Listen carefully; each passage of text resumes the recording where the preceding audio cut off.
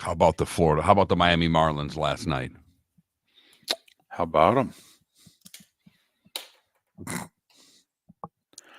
They win one more game this year and do it in the next 2 days. You'll be in good shape. You got that right.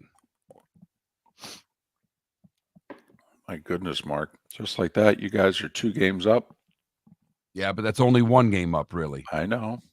But you do have the White Sox looming.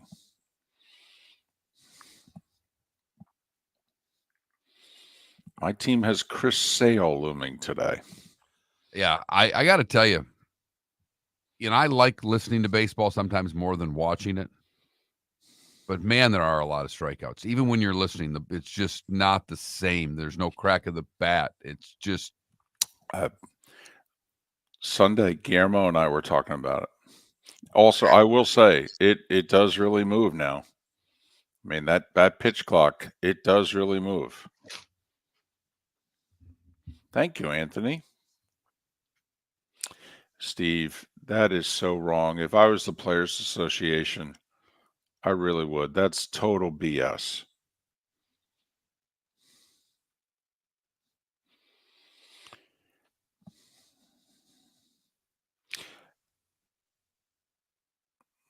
Well, we'll see, Coffin Ball. We'll see. They need one. But I knew last night was big with Sale looming. I mean, the Braves set this up the way that a college team would set up a super regional. Have your ace go in game 2.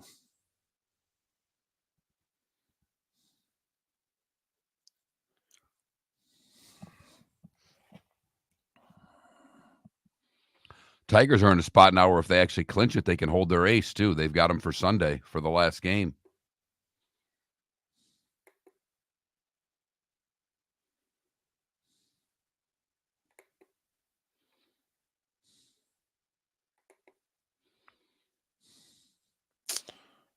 I know. I was hoping to see him.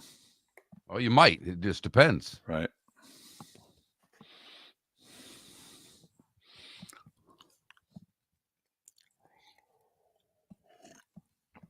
AJC, come on. I said it all day yesterday. I said it.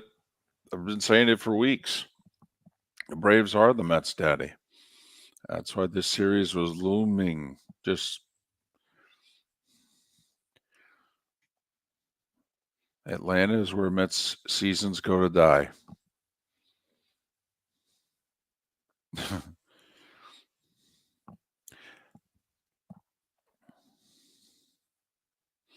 And the Mets can't complain about not having Lindor and not having McNeil and not because the Braves are missing half their team.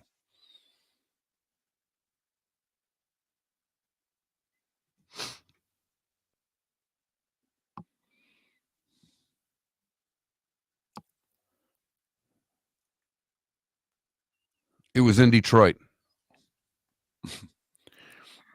So that would be a no. But you did watch. Listened. Listened. Even Sorry. more fun. I don't have the Bally's app, so I can't watch. So you listen to the Rays network? Yeah. You drive around in your car on Sirius, probably out in the Tigers home radio. I don't have the whole gotcha. baseball package. They're more than alive, John. They're alive.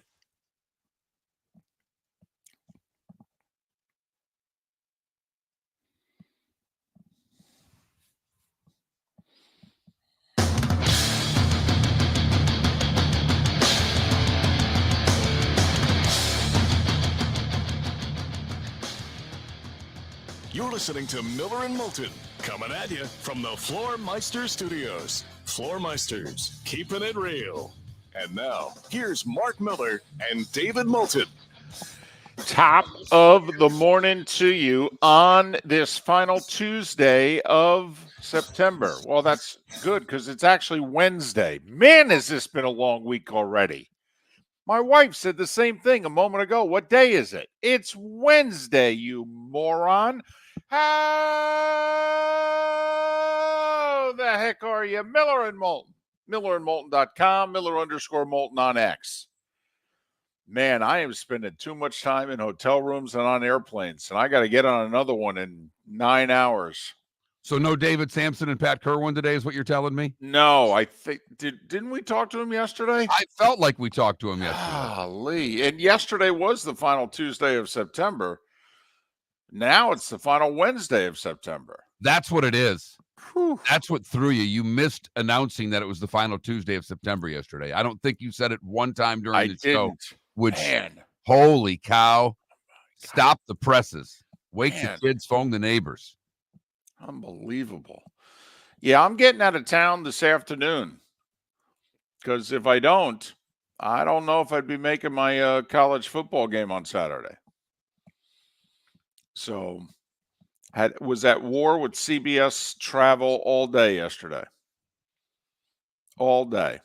Finally won. Wore 'em down. You can't out text and email me when I think you're an idiot. You just can't.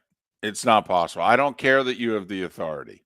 It does not matter to me. I will wear you down, and I will tell you how much you suck while wearing you down. How to Win Friends and Influence People by David Moulton. Hey. September edition. Hey, guess who's leaving town today? Me. Guess who they said wouldn't be able to leave town today? Me. You got to do what you got to do sometimes, Mark. Got to lay down the law. All right. Learned it from my mom. All right. Benevolent dictatorship sometimes. You just got to do it. Got to do it. Stay firm. It's paid off sometimes. I mean, it's where my career is, where it's at. I mean, it could have been a lot better. Lot better. But hey, take what you get what you get, David. Yep. But I'll be heading to Los Angeles through New Jersey. Yep. Avoiding the storm. Little 2-day layover in Jersey. Yeah. Close to 48 hours. Yep. Be sleeping in Mom's basement, doing the show from Mom's kitchen. Yep. But hey, getting away from the storm. I'll be at the LA Coliseum Saturday. I'll be at your Tigers, your playoff-bound Tigers Sunday. I listened to Ray's Tigers in the car yesterday via the app.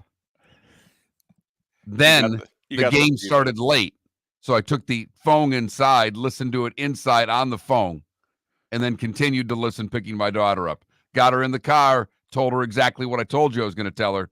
Hey, how was the day? Great. Now we're in the 9th inning. Can you be quiet until this is over? She literally said, Dad, why are you clapping in the car? I said, because the Tigers just got 2 out in the top of the 9th. Okay. And if I could stand and do the wave while driving this car, I would, honey. Okay. I would. You're damn right I clapped for an out. Final week of the baseball season, tension everywhere. 1 win, 1 loss. It just means the world. In the final week of a baseball season, it means as much as Overreaction Monday.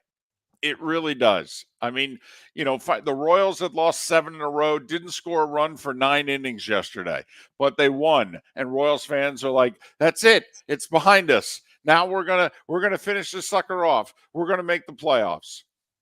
Man, was I pulling for the Nats in the bottom of the 10th. Never pulled for the Nats before like that. Have you ever rooted for the Nats, period?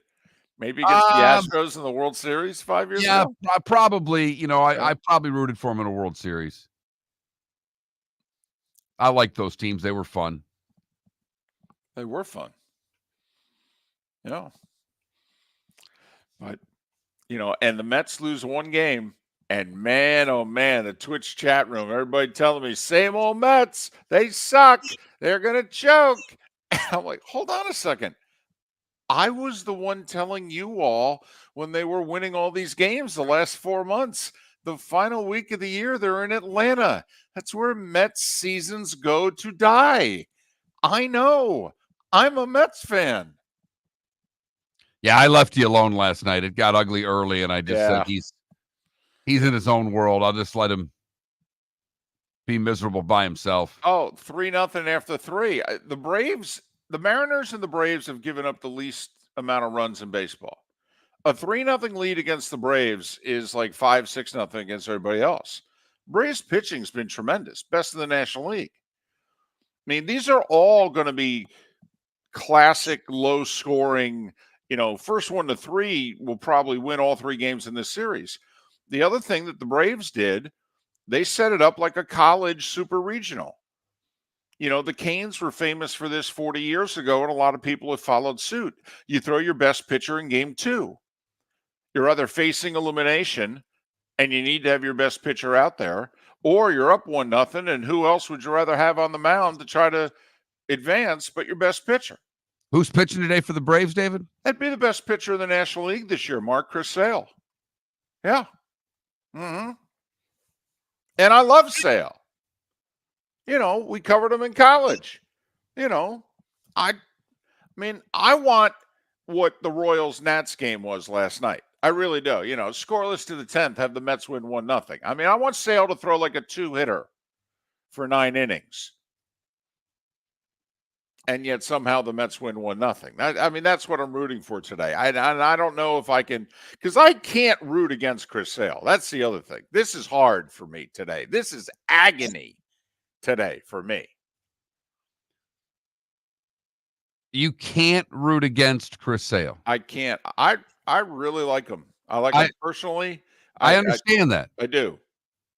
So if it's between Chris Sale making the playoffs and your beloved Mets making the playoffs. No. I want the Mets to win today. Okay. Have Sale go 7 scoreless and have David Peterson match him, and then have the Mets win 1-0. That's all. That's the perfect day for me today. That's all. At least you're not asking for much. You're threading the needle there pretty tightly. Well, I'm trying. If I had my druthers today, that's what I would root for.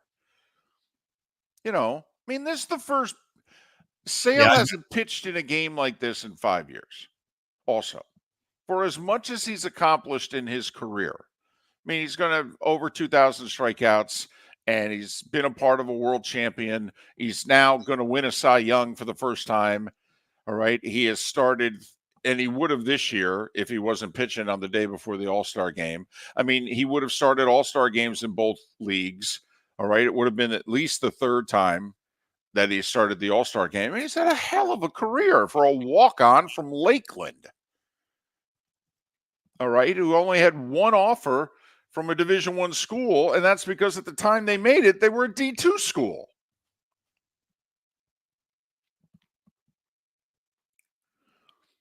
So I really like him. There aren't a lot of major leaguers I know personally. It's not like we're best buds. It's not like we're texting or anything. Okay, but I know him. I like him. Met his wife. She's got a terrific charity. I like him. I really root for him. But if I root for him, and I know him, through you, and I've watched his career. I saw his last start in college. I root for him too, David. If they were playing the Tigers, I'd want the Tigers to put a 5 spot up in the first inning.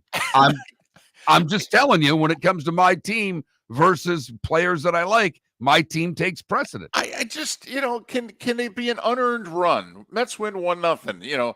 I'm really trying to thread the needle today. Also, Mark, deep down, I know the Mets aren't hitting him. That's the other thing. That's why I need to thread the needle, because he's going to go out. All those young players they have in the lineup, they haven't seen that slider. He's just going to eat them alive today. He is. And Pete Alonso, just enjoy your final week as a Met. You haven't had a big hit since, 2022. He's not agonizing over the last week of the season, folks. No, not at all. Not getting to him. You can tell he is very mentally aware, very productive. And if it wasn't for travel plans having to be changed yesterday, he would have been in the fetal position most of the day getting ready for game 1 of the series. It really did help me.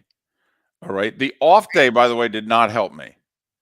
Okay. Because the only thing the off day did was, as every hour of the off day on Monday went by, the good feelings of the last 4 months began to fade away to, oh no, but look who they're playing now. They never beat this team. Oh, no, and it's in their ballpark too, where they really never beat this team. Oh, no.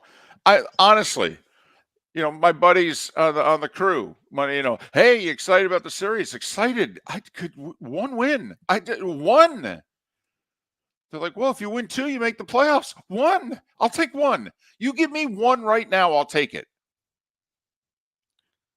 The other side of this is if the Braves make the playoffs this year, with all of the injuries that they've gone through with their pitching staff, with the regular everyday players, with what they've done, does he get manager of the year in your opinion if they make the postseason? He should, and he won't. Okay, he won't. He should. Hell, I think he should be manager of the year for where they are. I mean, the Mets manager's done a hell of a job. Thompson's done a great job with the Phillies. Murphy in his first year in Milwaukee. I mean, but Mark, you're right. Nobody's lost what the Braves have lost this year.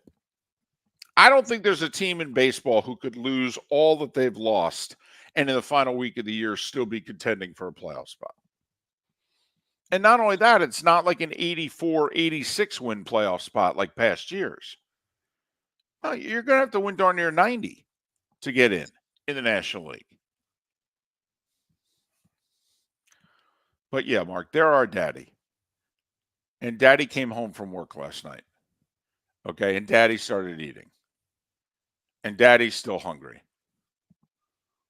And daddy's really hungry. He's got his best meal prepared today. And then Thursday's dessert. Oh, I know how this meal goes, Mark. And Miller daddy and eats well. Yes, he does. And daddy is the Atlanta Braves. Mike Gambardella from Pro Football Network will join us today. Seth Everett on the show. Bud Elliott to talk college football. And Chris Perkins to talk the Dolphins. The starting 5 is a mere 25 minutes away right here on Miller and Moulton. Are you suffering from neuropathy? Do you experience stabbing pain, numbness, tingling, or burning in your feet? Are you tired of sleepless nights and avoiding life due to pain? If you've been diagnosed with neuropathy or experiencing pain or numbness in your feet, pick up the phone and call us right now before it's too late at 239-382-7332. Again, that's 239-382-7332. Neuropathy is a very serious and progressive disease where your nerves start to break down. Eventually, it leads to balance problems, falls, complete loss of independence, and can lead to amputation. Hi, I'm Dr. Eric Norrell, DC. Our program addresses the underlying causes and doesn't simply mask your symptoms with medication. In fact, many patients start experiencing relief from neuropathy symptoms within weeks. There's no surgery and no use of prescription drugs. Pick up the phone right now and call 239-382-7332. Call us today at Restore Health. 239-382-7332. Gentlemen, as your wife mentioned getting new flooring, but you don't want to go through the hassle, well, go see the Floor Meisters in Naples next to Costco. They understand your time and money are important, so they'll make it as painless as possible. With a huge in-stock selection of carpet and Cortec, they can get you the floor your wife's been asking for. They carry wood, vinyl, carpet, and tile. If you do it yourself, no problem. They can handle that as well. So go see TJ at the Floor Meisters and tell them, just keeping it real.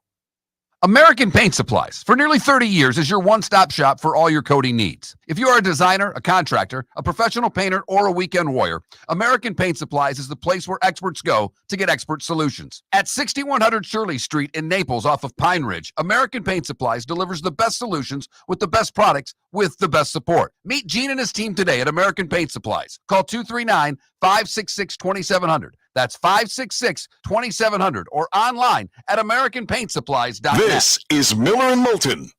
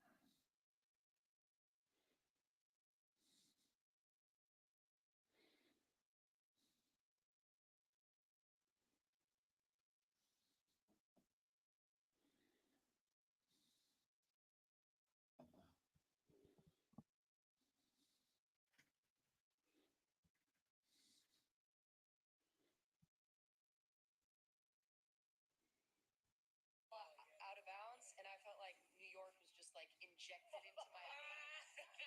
At that moment, I was like, "He was like Spider Woman or something." We're winning this. Like, I got yeah.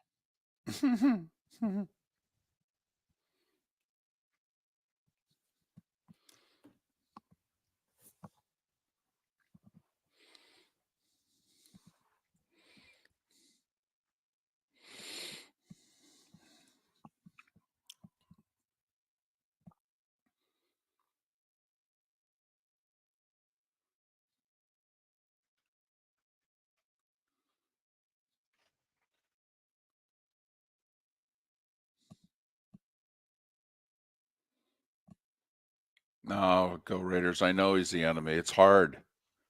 I really like him.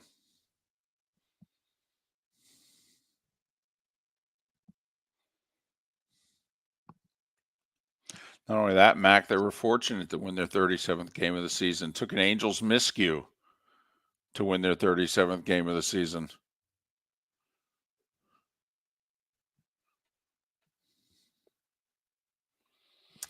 I'm excited to be able to see the White Sox Sunday. I'm excited to be able to go the rest of my day saying I saw the worst Major League Baseball team of all time.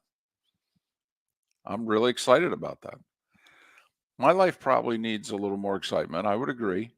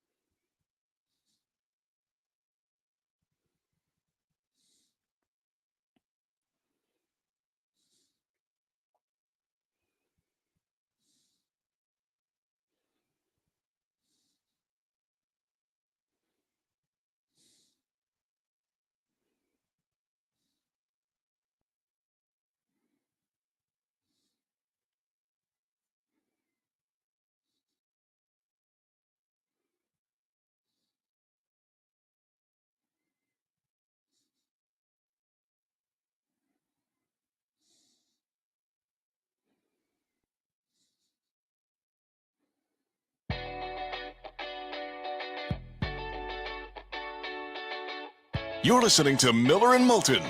And now, here's Mark Miller and David Moulton. 21 minutes past the hour. Full show lined up for you on this hump day. Thanks so much for being with us. Miller and Moulton, millerandmoulton.com, Miller_Moulton on X. Did you see the story overnight coming out of Las Vegas? This is college athletics in 2024. So I don't know how many of you are paying attention to UNLV football, but they're undefeated.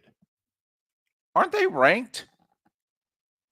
Aren't they like 24th or something like that? They went to Kansas and beat Kansas. I don't know if they're ranked, but they're good. They're a good, solid, group of 5 program. 23rd in the coaches, Yeah. and Right. they are not in the AP vote. Okay. So they're about ready, I think, to begin Mountain West play. But that's not the story. So their starting quarterback took to social media last night and said, yeah, I quit. Excuse me, what? Yeah, I quit. You're the starter, so this isn't about playing time. The team's 3-0, not 0-3. So what seems to be the trouble? And he said, well, I'll tell you what the trouble is. Certain things were promised to me, and they haven't been given to me. And after a long talk with the powers that be at UNLV today, I have come to the conclusion they're never going to be given to me. And so in that case, I quit. Because we've only played 3 games. And if I play a little bit more, I lose my whole year of eligibility. So I wish you guys the best, but I'm out of here. And I'll take this as my redshirt year because I'm a senior. And I'm not going to have my last year of college football and most likely my last year of playing sports because he's not a good thrower. He's a running quarterback. I'm not going to have my last year of college athletics be at a place where basically they made promises and they ain't delivering.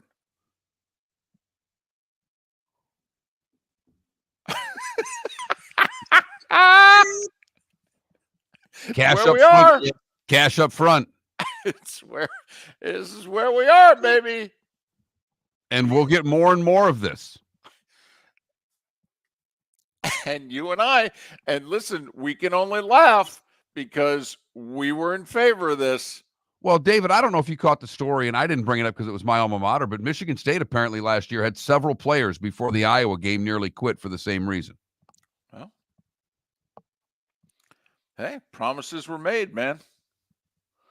By the way, how many of us don't have the to do this in our everyday life in our real jobs?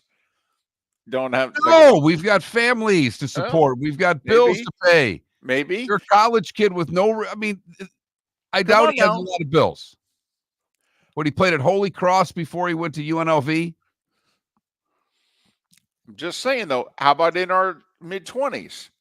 Okay, when we were starting out. All right, how many of us had the onions to be able to walk in and go, you know, when I got hired, I was promised. Now, I have to admit, I had the onions. I was going to say, David, this seems like a situation in which you would definitely have had the onions for. I can tell you for sure. I mean, I don't ever remember getting treated in a way where I felt I needed to quit, but I was woefully underpaid for the jobs I was doing because that's what they offered, and I just accepted. I wanted to work in the business. Right. Here's what the offer is. Right. Thank you very much. I'm happy to be here. I sure am. Can I buy you lunch, boss? Okay. It's a week's salary, but can I buy you lunch, boss? Yes. No, I hear you. Binghamton, New York. I remember it vividly. All right. I know exactly what was promised to me in the job interview. Exactly what was promised to me. I had an issue with my license. My license was suspended and I didn't even know it. I had a moving violation from 4 years earlier when I was delivering pizzas, and somehow, some way, I moved and they don't forward your mail. And so my license, I got pulled over one day, and no, I didn't even get pulled over.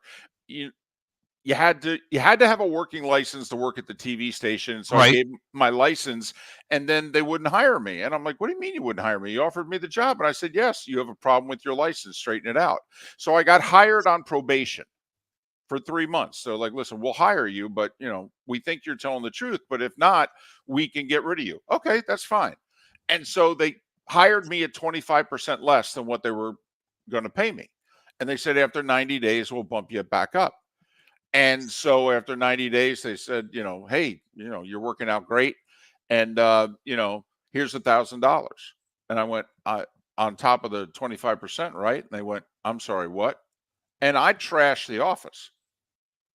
I mean, you lied to me. You blankety blank. Okay. So needless to say, for the next 2.5 years that I was at that TV station, it was tense. Okay. Because I knew they were liars. They knew they were liars. And they knew at any point in time, I'd put a hole in the wall. You are a charmer. Oh, man. I was 25 years old, Mark. I mean, you met me, I was in my mid-30s. Imagine me in my mid-20s. No, I really cannot. I can definitely, when you said, does anyone have the onions? I didn't. And that probably surprises people because I come off as someone who would have them, but not when it came to my job, not when it came to what my dream was to work at that point, to work in the National Hockey League. I wasn't going to do anything to screw that up. Now, the one part of this that I do have trouble with is, even though I was married at the time, okay, Matt's quarterback of the team. This is, man, when you're the starting quarterback of an undefeated team, that's more than just, me early in my career, largely representing myself. I mean, oh, man. I mean, you might. Well, it tells the next school that they better be very forthright with what they're going to give him and give him what they say they're going to give him, because he'll walk again. So, if he gets a scholarship to play anywhere else next year. Yeah, that's true. That's a good point. Because I wouldn't bring the kid on. Not unless I was prepared to give it to him. Unless I literally had it. What's that baseball rule? That if you defer money, you have to basically have that deferred money like in a vault over here. And at any moment, baseball can call you up and go, hey, where's that deferred money? And you open up the vault and you go, it's right here, sir. It's right here. Kid's going to put himself in a tough spot. Yeah. Because I don't know how many coaches are going to want him. He just bailed on the team. Yeah.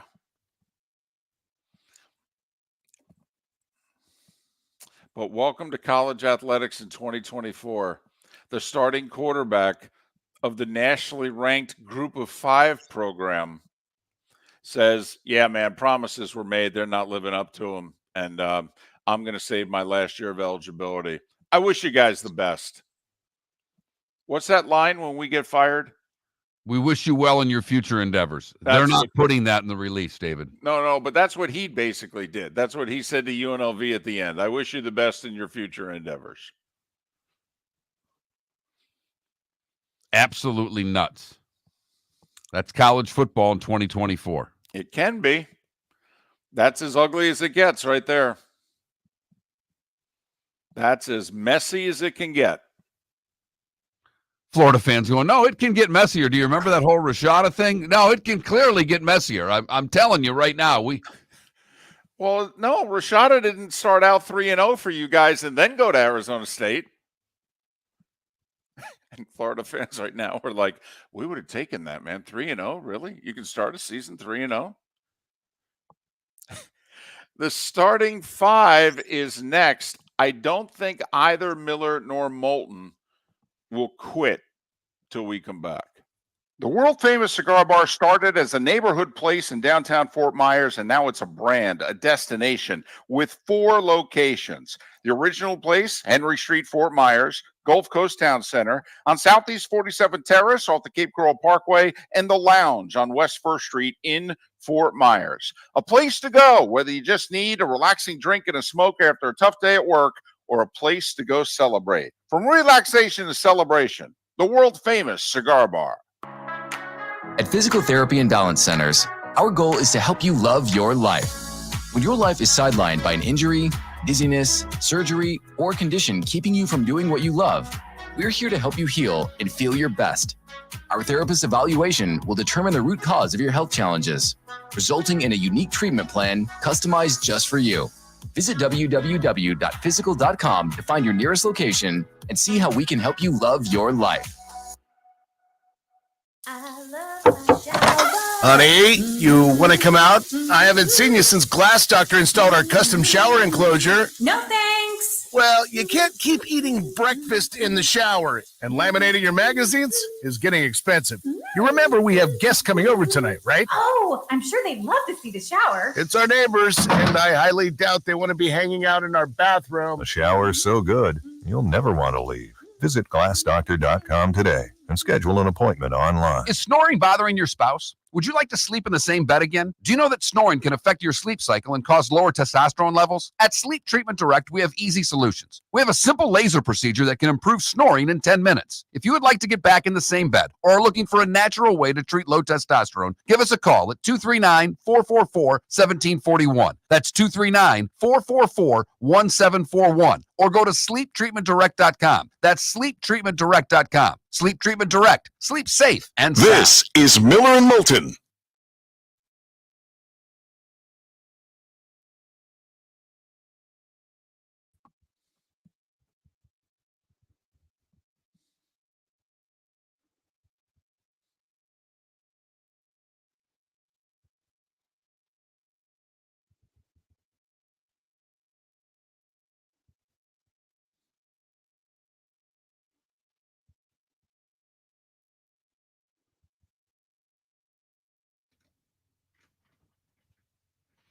They already cancel everything for Friday there? Well,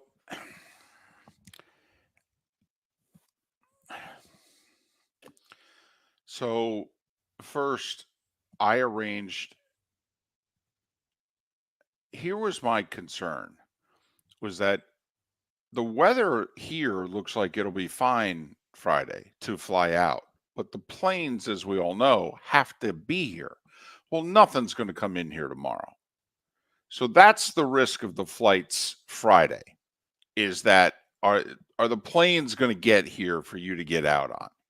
You know, when are they going to start bringing planes in on Friday, and will mine come in, and then it's Friday, and if by chance, you know, then I can't get there.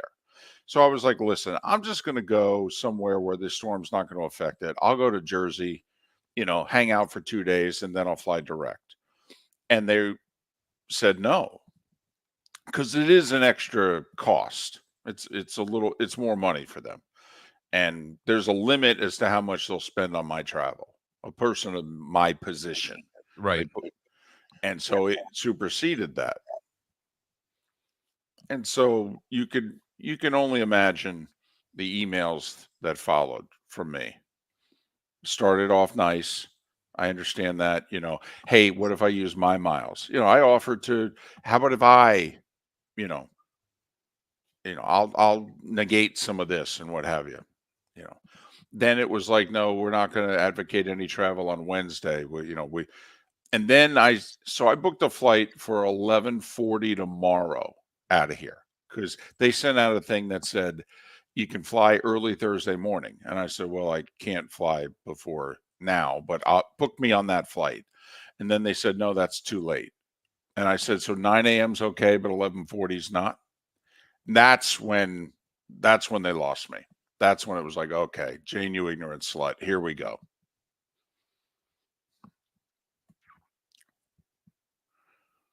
You know, then I had to bring up, 19 years, I've saved you tens of thousands of dollars in travel. You can't spend a few hundred extra bucks this one time, blah, blah, blah. Okay.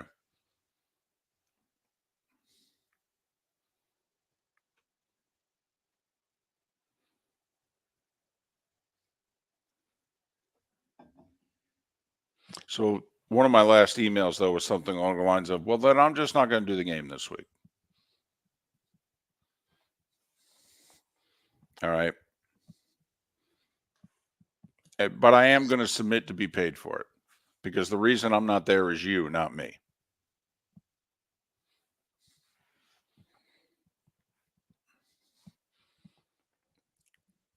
And so I had no idea where it was. And so then I boarded the flight in Cincinnati. It landed in Atlanta, opened up my email. There was my flight. I went, I'll be damned.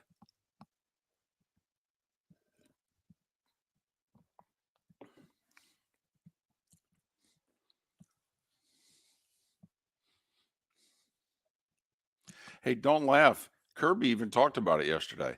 This is going to be an awkward travel situation for Georgia. I think Kirby's thinking about leaving tomorrow for Tuscaloosa because Friday's probably late Thursday, and Friday's going to be a bad day in Atlanta and Athens and what have you.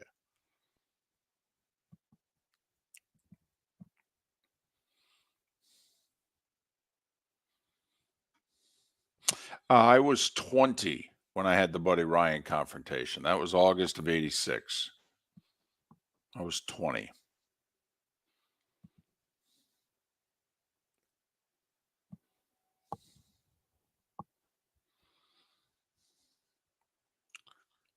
Adam, don't laugh. I thought about going to Dallas and hanging out for a day or two and then just flying from Dallas.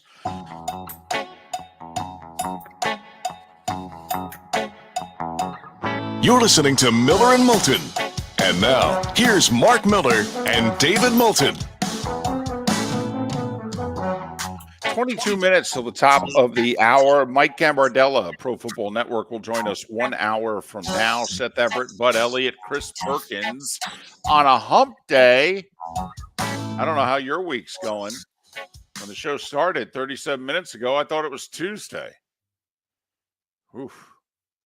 Guess this week's going a little rougher than I thought. Man. Or a little faster than you thought. Yeah, one or the other. Maybe it's just flying by. It's one way to look at it. Final week of the baseball season. Approaching the quarter pole, basically, in both football seasons. It's time to get to it. Time now for... The Starting Five. 5 big stories you need to know. Here is the Starting Five. See, I'm doing the Isaac turn into the camera from the Love Boat. What'd you say yesterday the Love Boat debuted? 77. Oh. You're a dancing fool. I'm a backup singer dancing fool, though. That's what I am. I don't know what it was you were doing there. All of a sudden, your arm just flies out. It's got a little Elaine into it. Maybe it's my bad shoulder. That could be what it is. Maybe the one arm was flying and the other arm was dragging, maybe.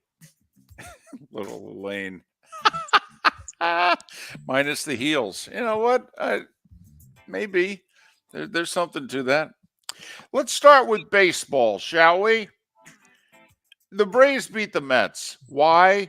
Well, because the one team's the Braves and the other team's the Mets. Spencer Schwellenbach, 7 innings, 3 hits, 1 run. It's pretty good. All right. Harris and Ozuna both homered. Ozuna has been huge for the Braves this year.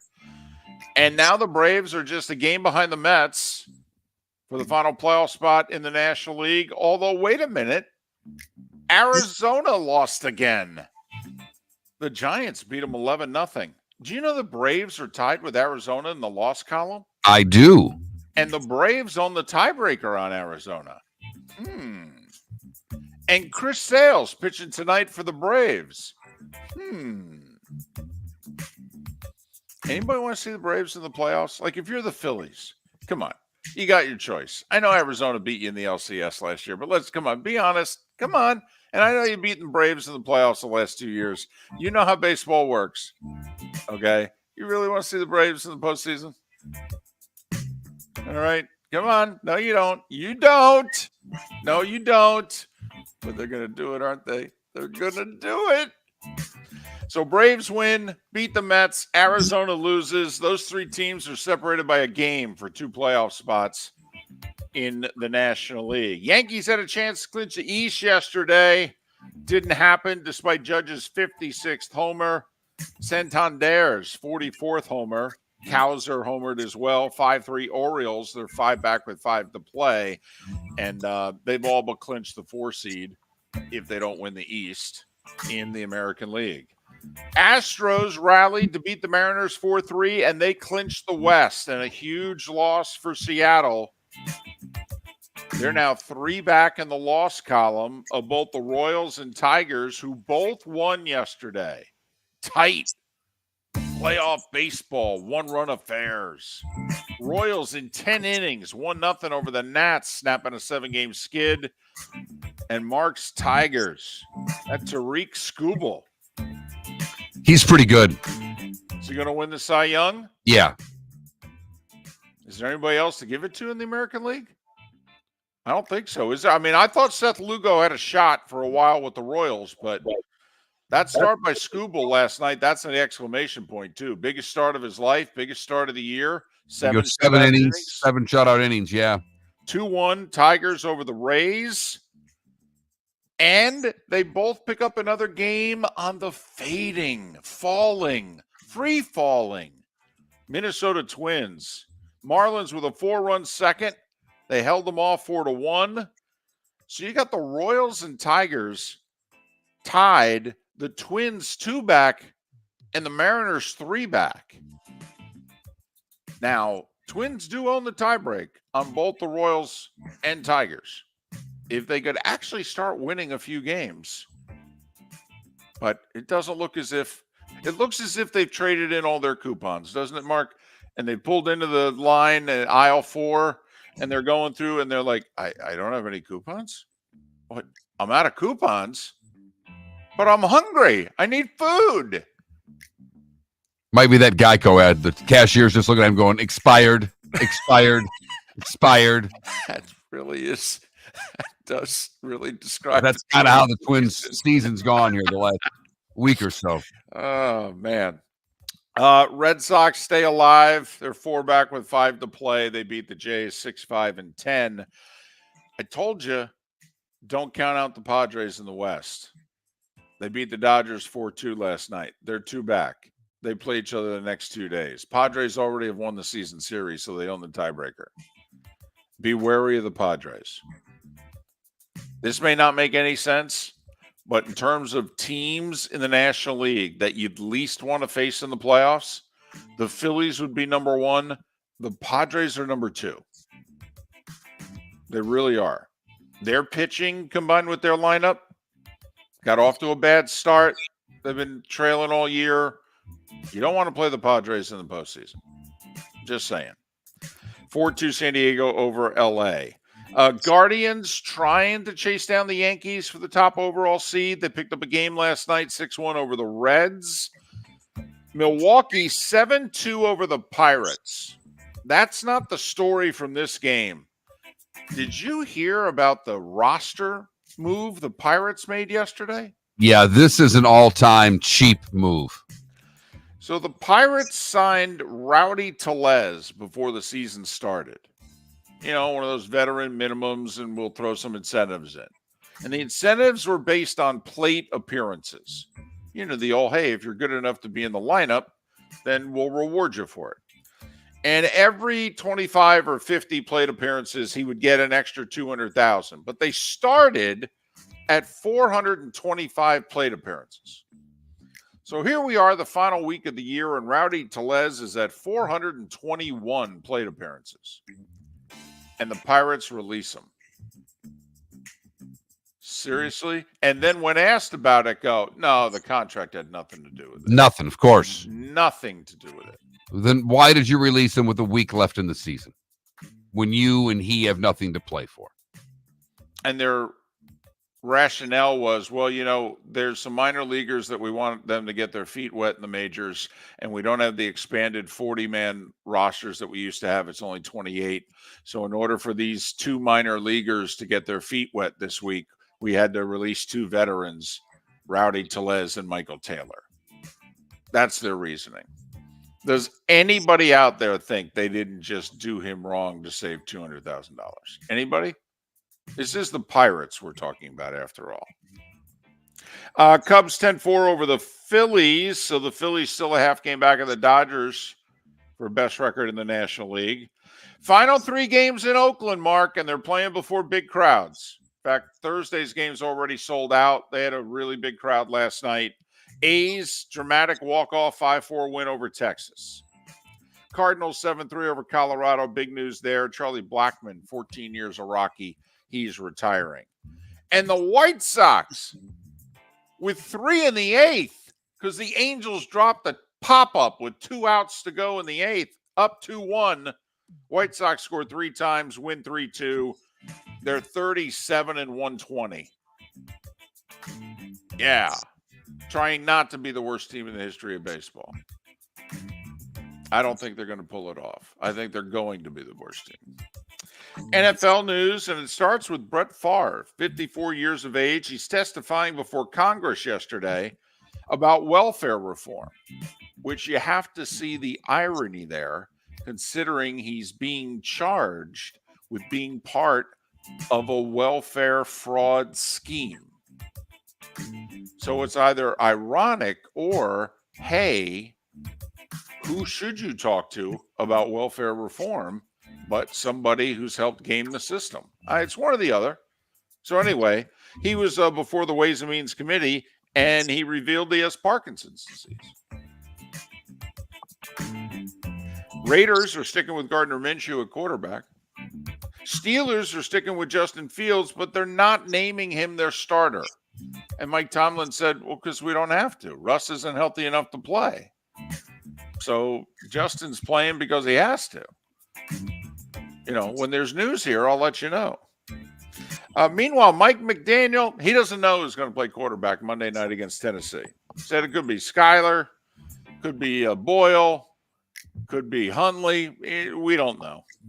You know, I'll let you know, but even I don't know. But my game plan's the same no matter who plays quarterback, because Right. I don't want to work with a backup quarterback and try to help him win a football game. What I want to do is have him run my offense, which is all about timing, a lot of motion, and a lot of things a guy that hasn't played a lot of games should be able to completely walk in and understand. Panthers put wide receiver Adam Thielen, the 34-year-old, on IR. He'll miss at least the next 4 weeks with a hamstring injury. He injured it catching that touchdown pass on Sunday. College football news, Alabama A&M and FAMU have already postponed their game because of the tropical storm, which will be a hurricane soon. And we told you about the story last segment. Matt Sluka, the starting quarterback for undefeated, nationally ranked UNLV, announced last night on social media he quit. And he quit because he was promised things and they're not delivering. And if he plays one more game, he's lost a full year of eligibility. So he's redshirting. UNLV can't go strong arm somebody in a casino to get this kid his money, for crying out loud. Well, of course they can. Okay. But, you know, not going to do it. Now, maybe they thought the kid was bluffing. You know, if you don't give me my job, I'm going to quit. Okay. We'll see you practice Wednesday. Tuesday night, he's like, no, man, I quit. Also, you heard this Pac-12 Mountain West story? So apparently the Mountain West, when the two schools in the Pac-12, Washington State and Oregon State, wanted games this year, and the Mountain West said, okay, but just so you know, you can't then a year from now like start rating our conference. We're going to put in a $10 million poaching penalty and $500,000 for every team you poach. So they've poached 5 schools. You know, $10 million if you poach the first school, $500,000 additional. So that's $12 million bucks that the Pac-12 owes the Mountain West, and they want the money immediately. Also, apparently, there's $43 million in fees somehow, some way tied to the arrangement. So the Mountain West has sent the Pac-12 a letter saying we want $55 million in 30 days. Pac-12 has countered sued, saying the poaching penalty is illegal. You know, commerce and all that. I don't know, but it's interesting. Seems like they just made up some arbitrary numbers and sued for them, David. Shouldn't they just merge at this point? They each have 7 schools. Shouldn't they merge? Call it the Pac Mountain 12? Call it the West 12? Call it the Mountain Dew for all I care. WNBA playoffs. Top seeded New York beat Atlanta, but they didn't cover 91-82. Sabrina Ionescu with 36. She had a great quote after the game. Spike Lee was at the game, and New York was losing for most of it. And in the second half, she was inbounding the ball near him, and he called out to her, and she turned, and, you know, he fist bumped her, gave her a dab. And Ionescu said, Spike Lee, okay, wanted to fist bump me. And at that moment, I felt like all of New York City was like going through my veins. She had 36 in the win. Kelsey Plum with 29. Vegas eliminates Seattle 83-76. If you had Seattle in 7.5, you're a winner. Caitlin Clark and the FIVA try to keep their season alive tonight, 7:30 ESPN against Connecticut. 6.5-point dogs is Indiana. And then at 9:30, Phoenix and Minnesota. Minnesota tries to advance their 8.5-point favorites. That's also on the 4-letter network. And at 8 minutes before the hour, that was the starting five. 5 big stories you need to know here on Miller and Moulton. Nobody else in this industry makes fun of liners that they wrote themselves in segments that they do. Liners I wrote, segments I'm doing, and I'm mocking it at the end. At the end, yes. There you go. I don't know how the rest of us are supposed to take this seriously when you mock your own segments, David. That's actually the most serious segment I do all day. This is a catch. I feel this is the public service segment. It's like, listen, you're busy. You have lives. You're spending time with your family, hopefully, and you can't pay attention to everything. Besides, it's an off day, no football, right? You need to just shut down, devote your attention to others so that they don't leave you when you're back watching football on Thursday. All right. And so I feel like this is a public service segment of the show. I agree. I just don't know where the mocking comes from at the end of it every time. You miss the close is what it is. You had a close for this for the longest time, and now you're all on your own, and it's just closure that you need, David. Gentlemen, as your wife mentioned getting new flooring, but you don't want to go through the hassle, well, go see the Floor Meisters in Naples next to Costco. They understand your time and money are important, so they'll make it as painless as possible. With a huge in-stock selection of carpet and Cortec, they can get you the floor your wife's been asking for. They carry wood, vinyl, carpet, and tile. If you do it yourself, no problem. They can handle that as well. So go see TJ at the Floor Meisters and tell them, just keeping it real. American Paint Supplies, for nearly 30 years, is your one-stop shop for all your coating needs. If you are a designer, a contractor, a professional painter, or a weekend warrior, American Paint Supplies is the place where experts go to get expert solutions. At 6100 Shirley Street in Naples off of Pine Ridge, American Paint Supplies delivers the best solutions with the best products with the best support. Meet Gene and his team today at American Paint Supplies. Call 239-566-2700. That's 566-2700 or online at AmericanPaintSupplies.net. The Cape Coral Police Department is growing. They are currently looking for police officers and are offering a $10,000 signing bonus to newly hired officers. If you desire a career in law enforcement, or if you are already in law enforcement and thinking about making a move to a better agency, think Cape Coral Police Department. If you're looking for a police department that is committed to excellence, that invests in the highest level of training, state-of-the-art equipment, and some of the highest compensation in all of Southwest Florida, then the Cape Coral Police Department is for you. Visit capecops.com. That's capecops.com. At Physical Therapy and Balance Centers, our goal is to help you love your life. When your life is sidelined by an injury, dizziness, surgery, or condition keeping you from doing what you love, we're here to help you heal and feel your best. Our therapist evaluation will determine the root cause of your health challenges, resulting in a unique treatment plan customized just for you. Visit www.physical.com to find your nearest location and see how we can help you love your life. Visit Jason and Todd at the Diamond District. A natural diamond is the oldest artifact you will ever touch, and each is one of a kind. Jason and Todd at the Diamond District would like to meet you personally and share their love of natural diamonds and the positive impact of purchasing a natural diamond. We promise that in our vault sits the largest selection of GIA certified natural diamonds at the most competitive prices in the world. Jason and Todd look forward to shaking your hand and welcoming you to their Diamond District family. Mark Miller for Molly Maid. Why Molly Maid, you ask? Trust. Moulton was a customer for 15 years. Affordability.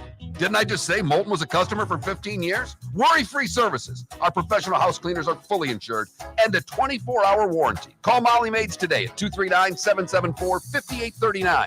That's 239-774-5839 or online at mollymaid.com/FTMYERS. That's mollymaid.com/FTMYERS. This is Miller and Moulton.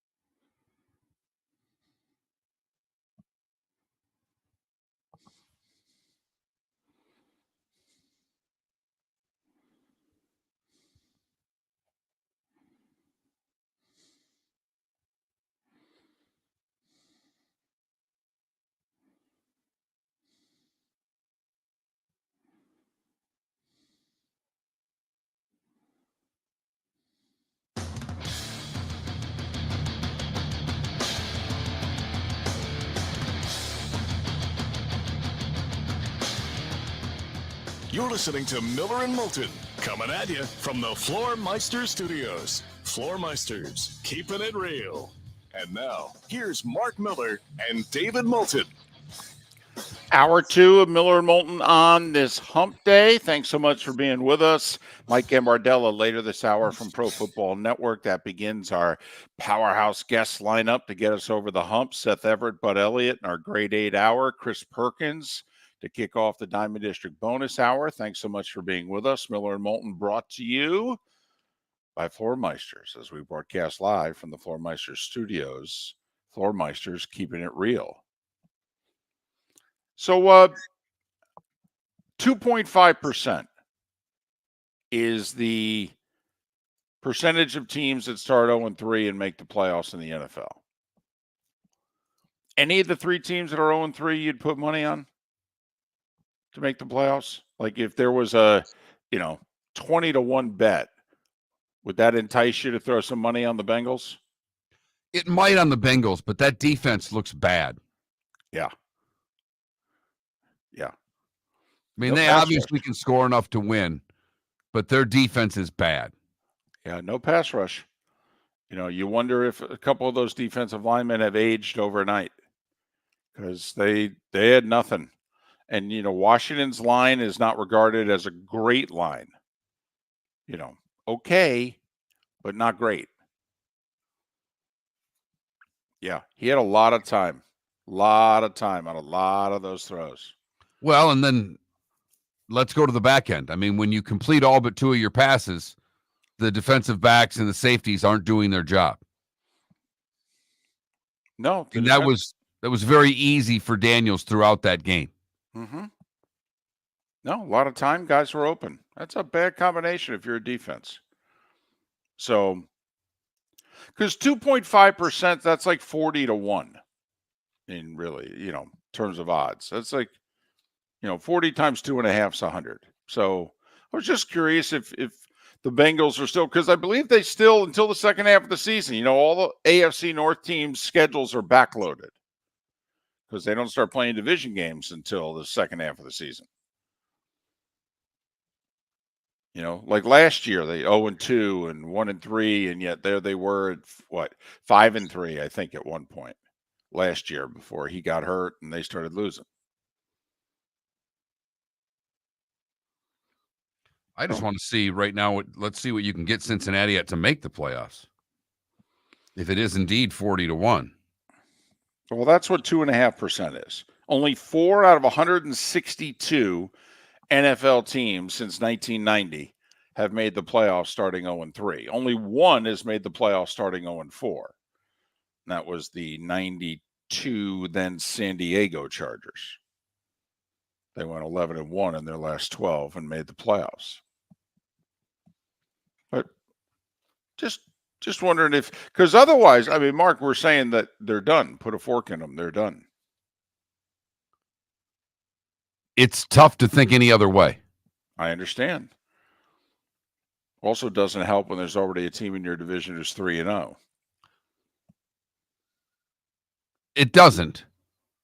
I worry more about the room. Higgins is playing on a franchise deal. He doesn't want to get hurt. He wants to get paid next year. How often is he going to, he's already missed a game. Did he miss 2 games because of? I thought he missed both. Yeah, he missed both games because of the calf or whatever it was. Mm-hmm. How eager is he going to be to play when he gets dinged up now?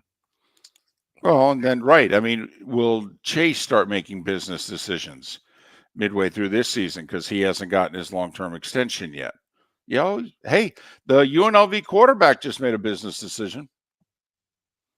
I mean, you don't actually think some of the pros might be making business decisions at some point?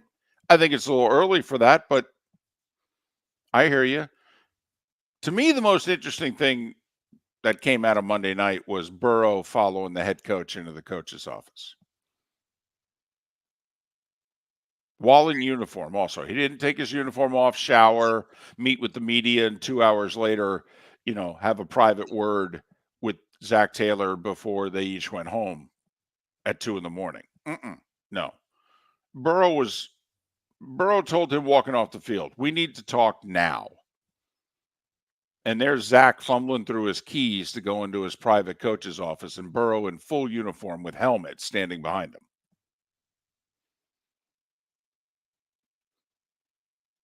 Wonder what Burrow wants fixed on the defense. Because there was nothing. I mean, come on. They scored 33. I understand. That's what I'm most curious about. And this could all be superficial, but Mark, there are times when as fans, forget us in the media, just as fans, I mean, who are fans usually attracted to? They're attracted to emotion because emotion seems to show that you care more than the person who doesn't show emotion. You know, Philadelphia is one of those great sports cities, Mark. They love their guys to have emotion. You know, their favorite guys, besides, you know, obviously they have really good players in all sports. Okay. But, you know, like they loved Brian Dawkins far more than they loved Donovan McNabb. They were playing on the same teams. Dawkins was their guy, not McNabb. You know, they loved Larry Boa as a player and as a manager. Loved him. Loved him.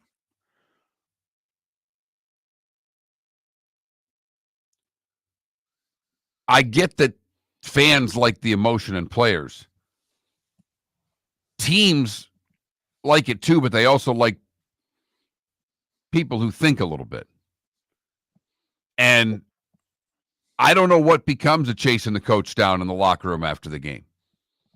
I don't know either. But if I'm a Jags fan right now, like, did you have a problem with Trevor Lawrence and Peterson yelling at each other on the sidelines? I would hope that somebody's angry. They're 0-3. They've looked awful. Right? They're looking worse every game. I would hope somebody starts yelling at somebody. Even though it's all superficial, you know, don't know that it means anything. Probably doesn't. But as a fan, I mean, you know, I'm upset that we suck and we're losing. Please tell me some of you are upset. Could you show me that you're upset, please? I mean, how many cutaway shots did we see of Brady over the years going nuts on whether it was McDaniel or whomever it was that he had enough of that day? Right. And they were 14-2. Right.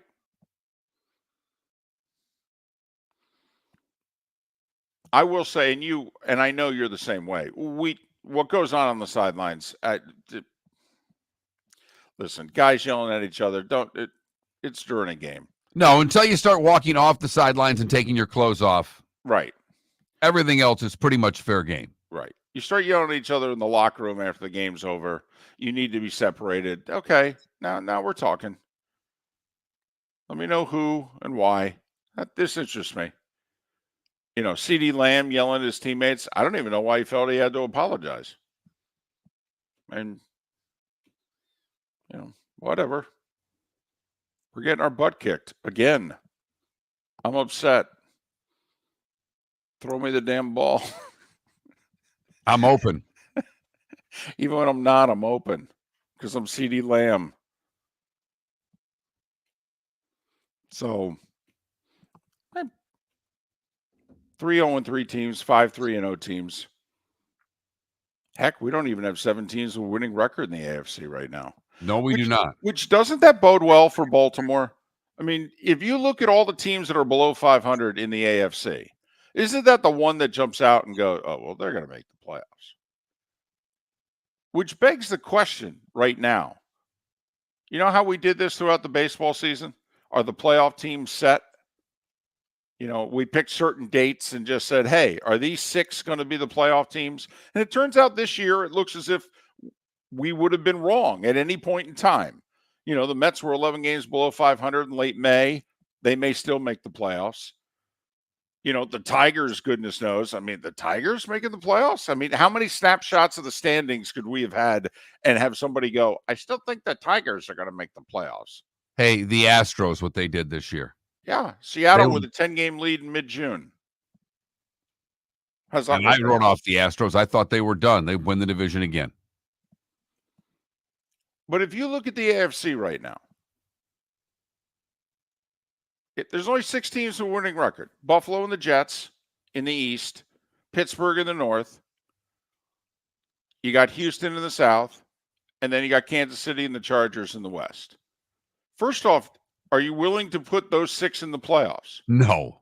Okay. No. Right now, I still think Pittsburgh's got a hell of a time to make the postseason. I know they're 3-0. I know that defense is great. They're offensively challenged. Their tough schedule is still well ahead of them. So I'm not betting on Pittsburgh to make the postseason. And the Chargers at 2-1, we'll see. Okay. So now one of their quarterback's got a bad ankle, and if he can't play, they're in big trouble. Well, and that's after he had a bad foot. Right. And both their tackles are hurt.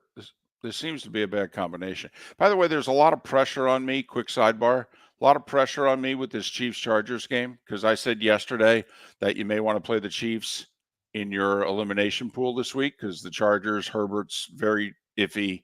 The 2 tackles are out. Derwin James suspended. And I go, you got to like the Chiefs to beat the Chargers this week. Well, longtime listener of the show, his wife was listening, okay? And she is taking my football advice in September. Ha! I know. And she has submitted the Chiefs in her elimination pool.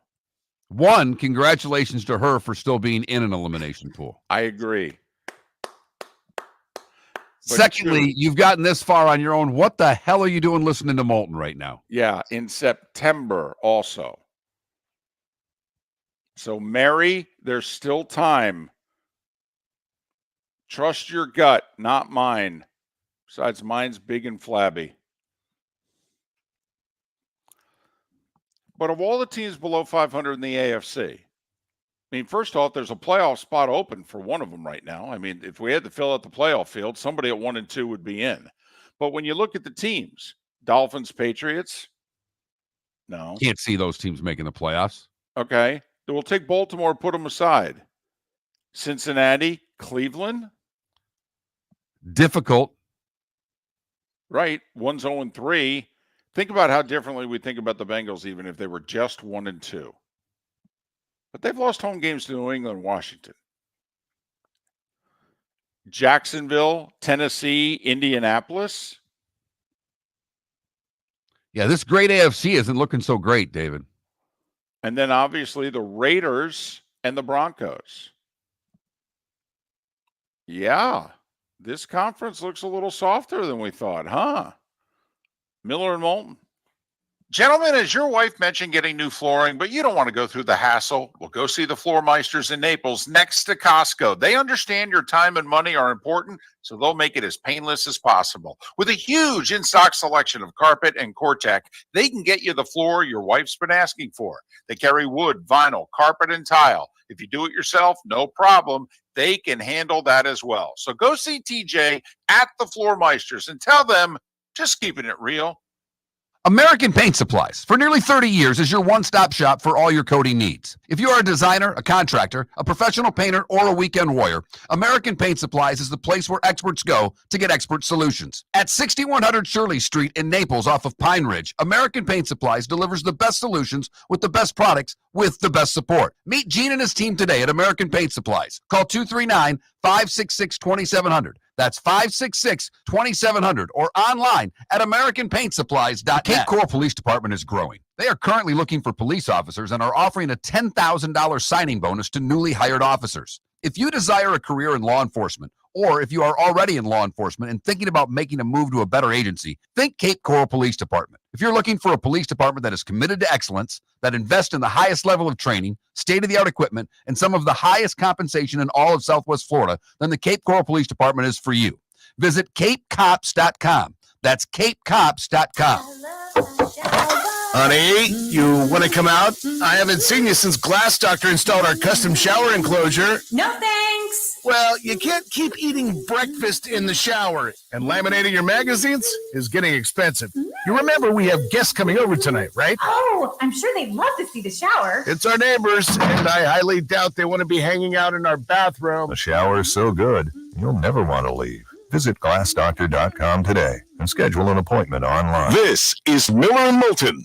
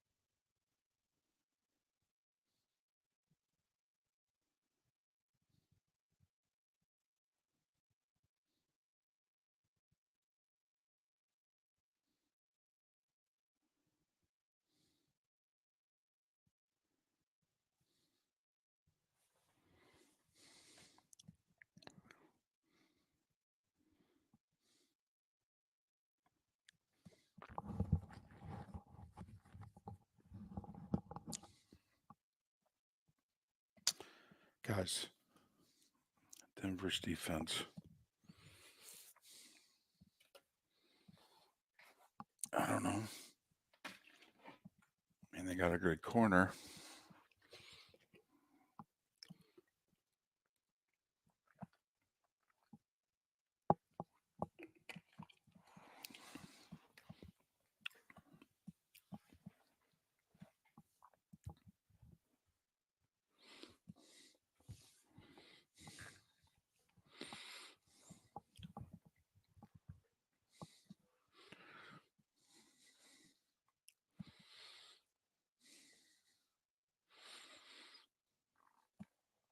Irish football, my concern with both your Colorado teams, Buffaloes and Broncos, is I think both are thin.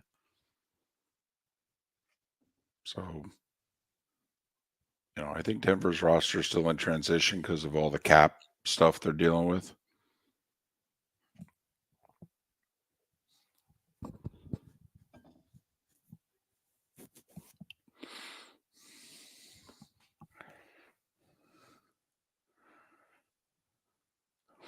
Yeah, they had moved it yesterday. I was wrong when I said Big Noon's doing their pregame show there, but the game's not at noon.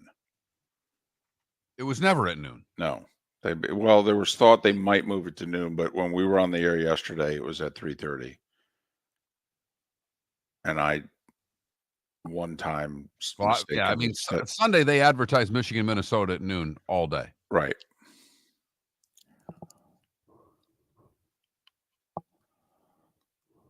Which I should have known because right. Our whole schedule was dependent on the outcome of the USC Michigan game. That did a good number, by the way. I'm sure it did. If you're the Big Ten, you've got to be encouraged. That's apparently the highest rated college football game that CBS has done on that week of the season in 10 years.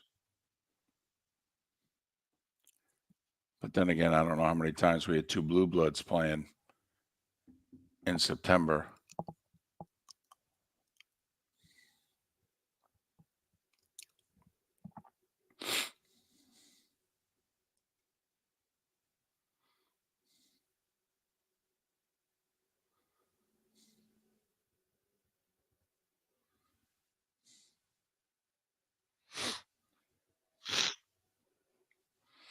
Adam, I think everybody's getting canned. But Balky's been there the longest. So, I mean, that's a natural. Yep. Spitz, yep.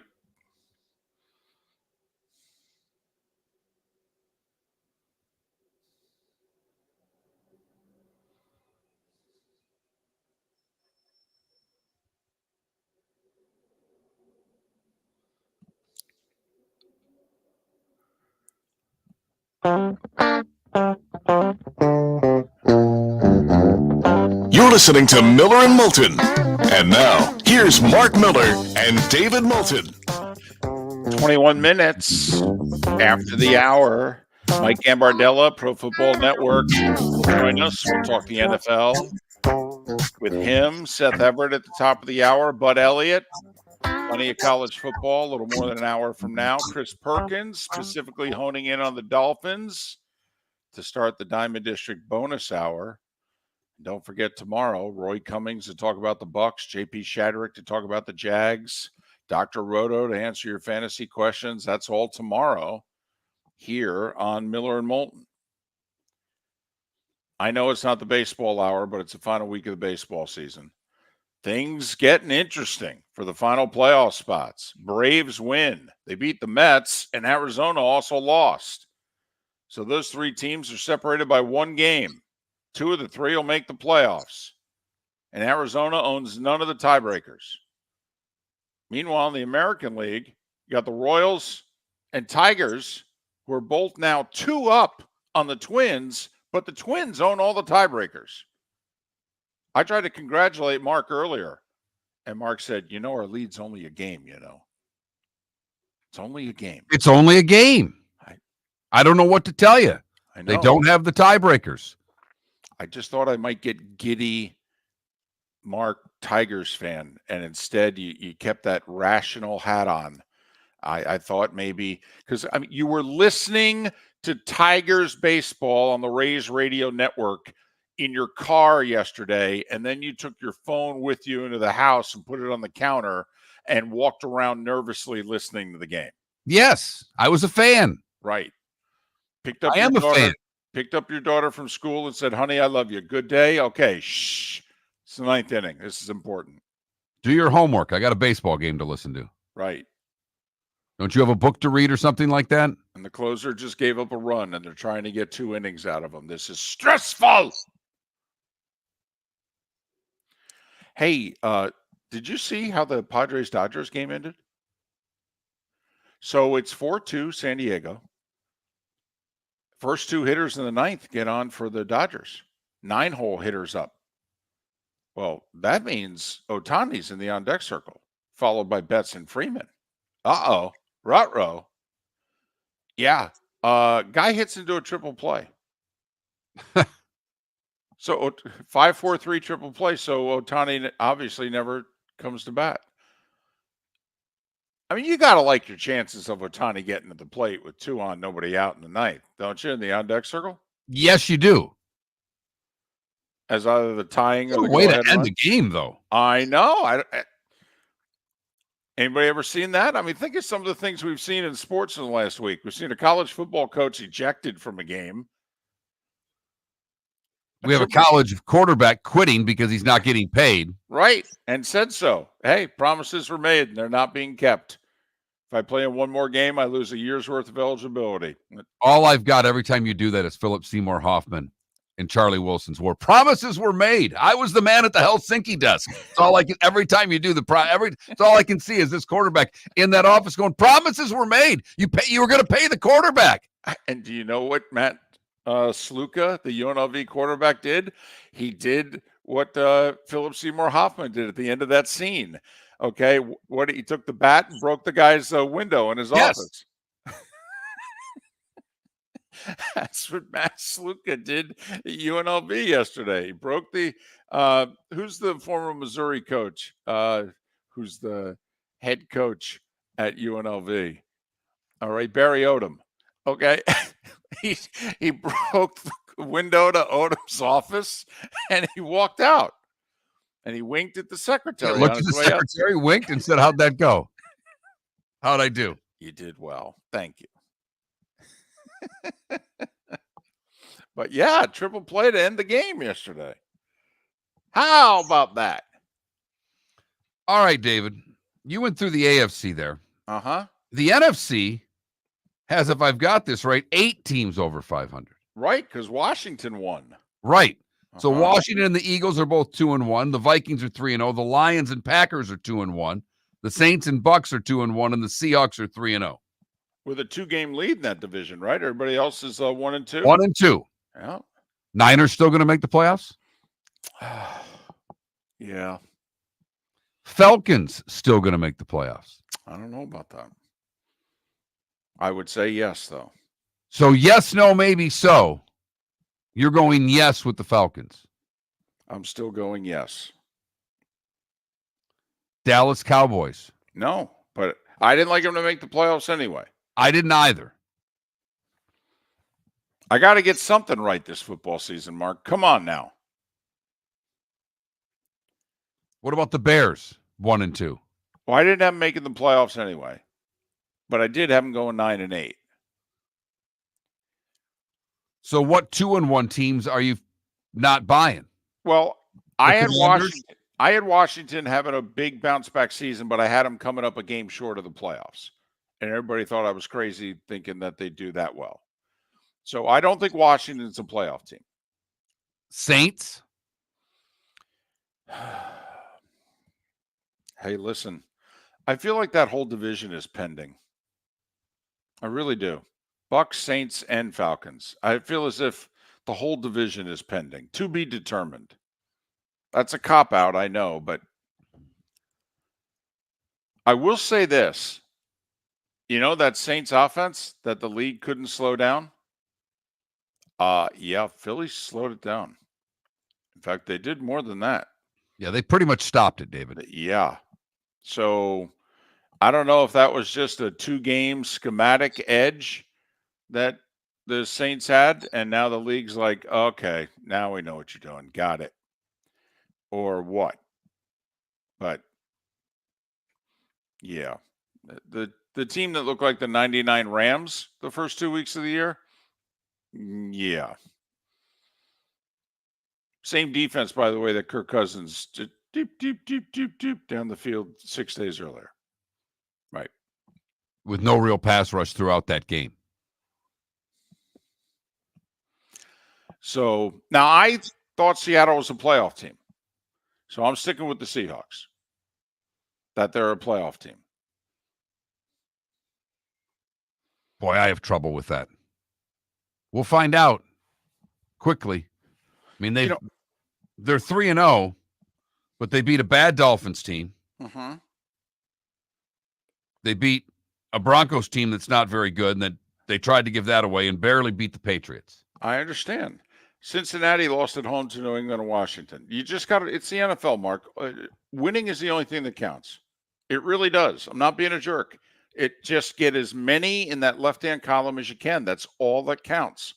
It's the NFC. We're just trying to make the playoffs. I agree with you. I'm just pointing out the fact that they are a little bit of a fraud to me. They've beat bad teams and have barely won. I don't trust Seattle. I understand. I mean, the Chiefs have won 3 games by 13 points. So I know what you're saying. But, hey, at least they won. They've been able to play and win. I take that as – I'm going to emphasize the positive. Here's a question for you right now, my $20. Over under 2.5, number of playoff teams in the NFC North. Over. So you're buying Minnesota holds on. If I'm buying Seattle, you're buying Minnesota. I'm buying Minnesota. Okay. That defense isn't going to go away. That's the other part of this. And, Connell can coach quarterbacks, and Flores knows how to coach a defense. I think they're one of the most well-coached teams in the league. Don't disagree.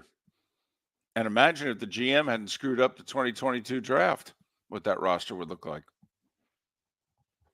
Boy, did he screw up that draft. Even he said, yeah, I whiffed on that. Wow. You got to get your contract extension first before you're that honest. Don't be that honest till he renews you. We know you whiffed. Okay, maybe he's not paying close attention. He's got other business interests.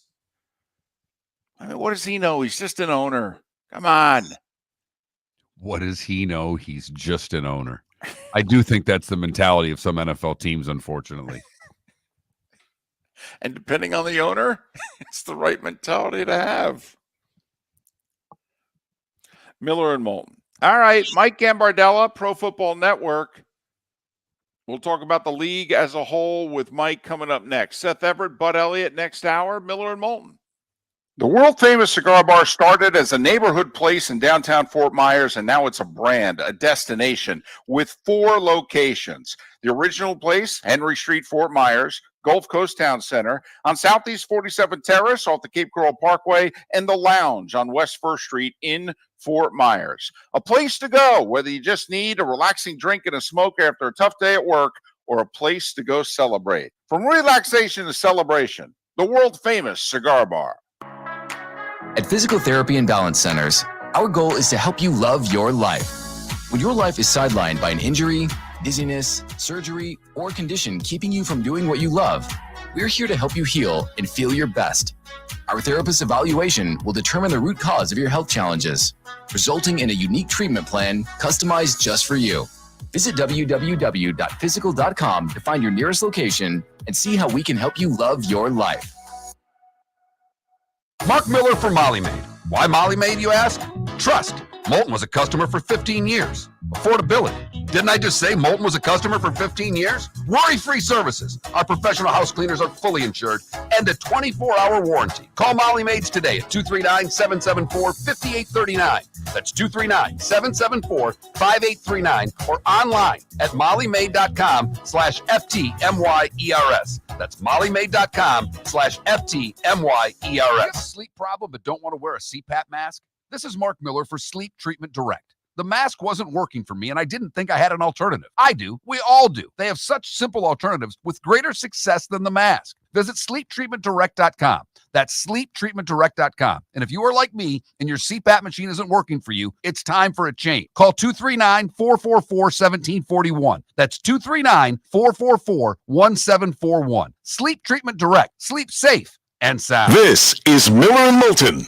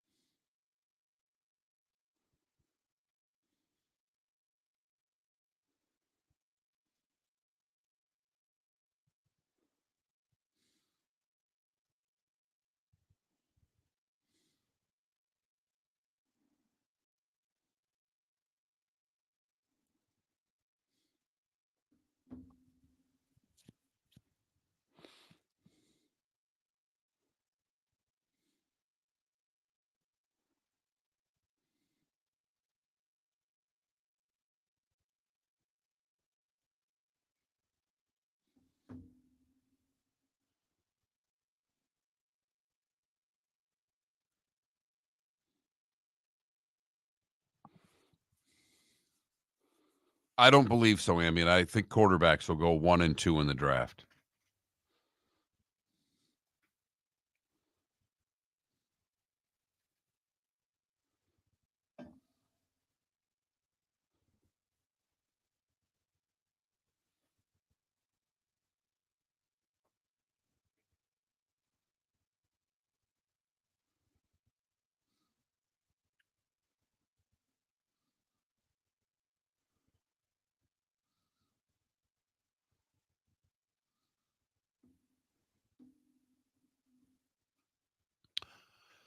David, the end of the world is upon us because I am now in a gymnastics group chat. We can table this for the short segment in the 8 if you'd like. Please tell me this is all about like travel and pickup and what have you. I don't know what it's about. All I know is that the coaches asked for all the parents' phone numbers and there's a group chat. I would not give it. No. Text my wife.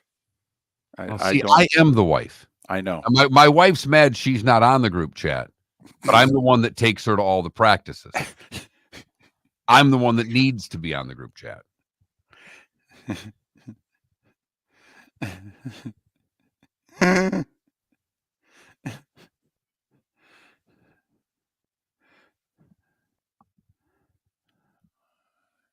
All right, let's call this guy.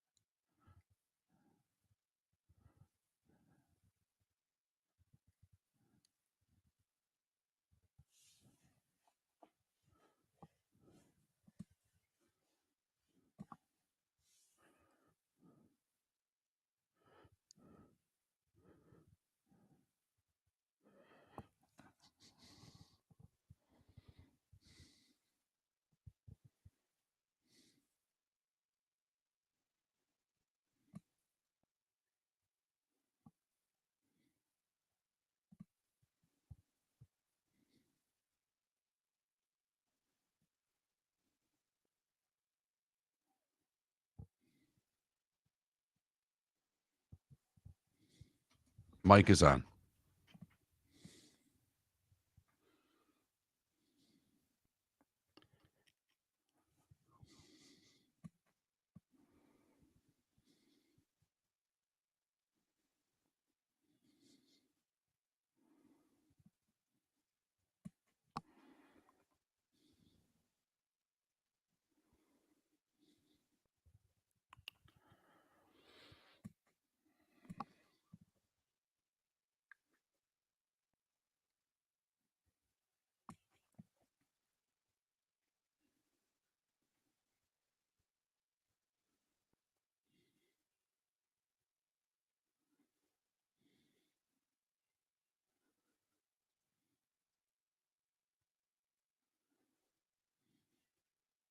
You're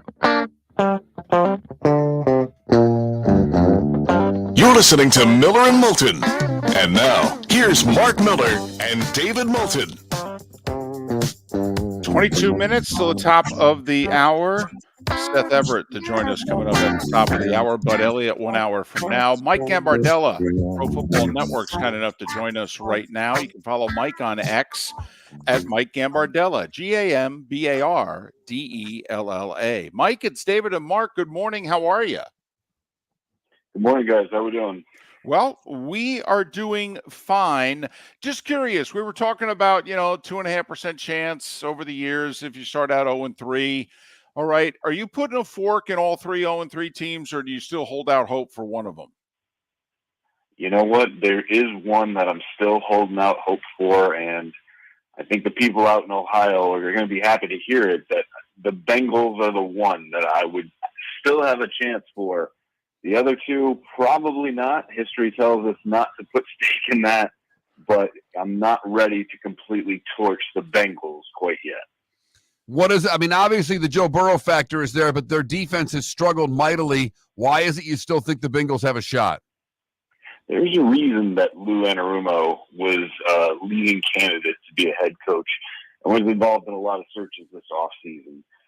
While they typically do start slow, if you look back, over the past 5 years, especially under Zach Taylor's tenure here, they do start slow. So I don't put a ton of stock in this start, and it is something they're going to have to overcome. But if you ever needed a get-right spot, usually playing the Carolina Panthers is going to help you out in week 4. That is true, although the Red Rifle against Cincinnati, we'll see if he's got another week of magic in him. All right, we were just talking about Seattle and Minnesota, the 3-0 teams in the NFC. There are 3-0 teams that miss the playoffs. And just curious, are you buying both? I'm not buying both at this point. I'm only buying one of the two, and the one is not the rookie head coach. While we do see it every once in a while, there's reasons why you can fade it a little bit here. Seattle, having the core that they do and coming off of what Pete Carroll has established, does look good on paper. The season, what they started with, has been a little soft. So while you're looking at it, I think Minnesota, what they've done, especially with the win against San Francisco, even though banged up, is something to put a little bit more stock in. And as you look at how the season could unfold, I would say it's Minnesota over the Seattle Seahawks that could end up grabbing that final playoff spot in the NFC. We think Minnesota is one of the best coached teams in the league, and I think, with what right now O'Connell's doing with Darnold is one thing, but Brian Flores and that defense, they play at an exceptionally high level. That, to me, is a team that's a tough out because of their defense. Absolutely. What Brian Flores has been able to accomplish this season is truly impressive, and showing that he's able to put his scheme really into play this season, especially at the beginning. Not to say that teams won't be able to game plan against this moving forward, but what he's done in the first 3 weeks here has shown that they are a team that needs to be taken seriously and has some postseason muscle behind them. Mike Gambardella, Pro Football Network, ProFootballNetwork.com. Follow Mike on X at Mike Gambardella, Gambardella. We are very down on Mike McDaniel as a head coach. We just think he's a one-trick pony. We thought this past Sunday proved that he just isn't up to the job, that he did not coach the personnel that he had the way that he needed to coach it. Curious your thoughts on Mike McDaniel and the Dolphins. Well, it's extremely tough when you look back 365 days and you see 70 points scored, and then a year later it's 3. That's extremely fair when you're a little bit down and you see the results that come from it. But when you look at it on the whole and you see that Tua Tagovailoa is not there, we know exactly why, and we do not know what the future will come from that. But Mike McDaniel does have his hands tied in a sense. Now, the decision was made of Skylar Thompson and what the backup plan was, And I think we can all agree that that was not the right decision. But to be completely out on Mike McDaniel at this point, at this juncture, I think is unfair. We need to see what the answer will be. They need to do something different, obviously, and whether, Snoop Huntley is going to be the cure-all or if there's something else that this team needs to do. There is talent there. There are question marks outside of the quarterback position, whether that be offensive line and what the defense is doing as well. There are things that Mike McDaniel will have to answer for, but I don't think it's completely time to jump ship on the Dolphins. You mentioned it was a get-right spot for Cincinnati. It's a get-right spot for Dallas. They play the Giants, who they own. They play great on Thursday nights. They've won 5 straight Thursday nights games. This is a good spot for Dallas to find themselves again, isn't it? Absolutely. And while the Giants and their quarterback finally had their get-right spot in the one time a year where Daniel Jones may look like a true answer in this league, that only happens once a year, as we've seen statistically. So for the Giants to face a division rival, get right for them, a team that should find their way in this season and be able to find their path back to the playoffs as well. It's been a good start for the Cowboys. What a chance coming off a Ravens loss, which also a team that needed to find their get-right spot. But the Cowboys at 1-2 be able to even their record this year and start to find their way back to, if not in NFC East championship, be able to find a way to get back to the playoffs yet again. Mike, this is your first time on our show, so you don't know anything about us, but we're normally guys who don't go crazy. We don't go over the top the first time somebody does something. The two of us yesterday talking about Jaden Daniels were co-presidents of his fan club. Mark compared it to when he saw Guns N' Roses in 1988 before anybody knew the name of the band. I compared it to watching Dwight Gooden at 19 years of age. All right. Did we go a little too far yesterday about Jaden Daniels? I think when you're bringing up the name of Dwight Gooden, it's potentially, a little bit too far. But when you go 21-23 in your first Monday night football game, and you beat a team like the Bengals that, were in the Super Bowl just a couple of years ago, there's a reason why you're going in that spot. And honestly, I saw Jaden Daniels as the 1B in this NFL draft class. So Washington Commanders showed that they made absolutely the right selection, being able to come up with an upset victory on the road in Cincinnati as well. There is a star blooming in Washington. And while it may take a year or two for them to fully realize and actually start making some postseason pushes here, there is a star in Jaden Daniels that has completely bloomed and something that Commanders fans can get excited about right now. Buffalo lost 2 receivers, 2 safeties. They lost their linebacker early in the season again, and we thought it was a transition year for the Bills. It looks as if they're just picking up where they're left off. Obviously, with Miami crumbling early, that gives them an edge. The Jets are still there. But when you look at Buffalo, what do you see long term?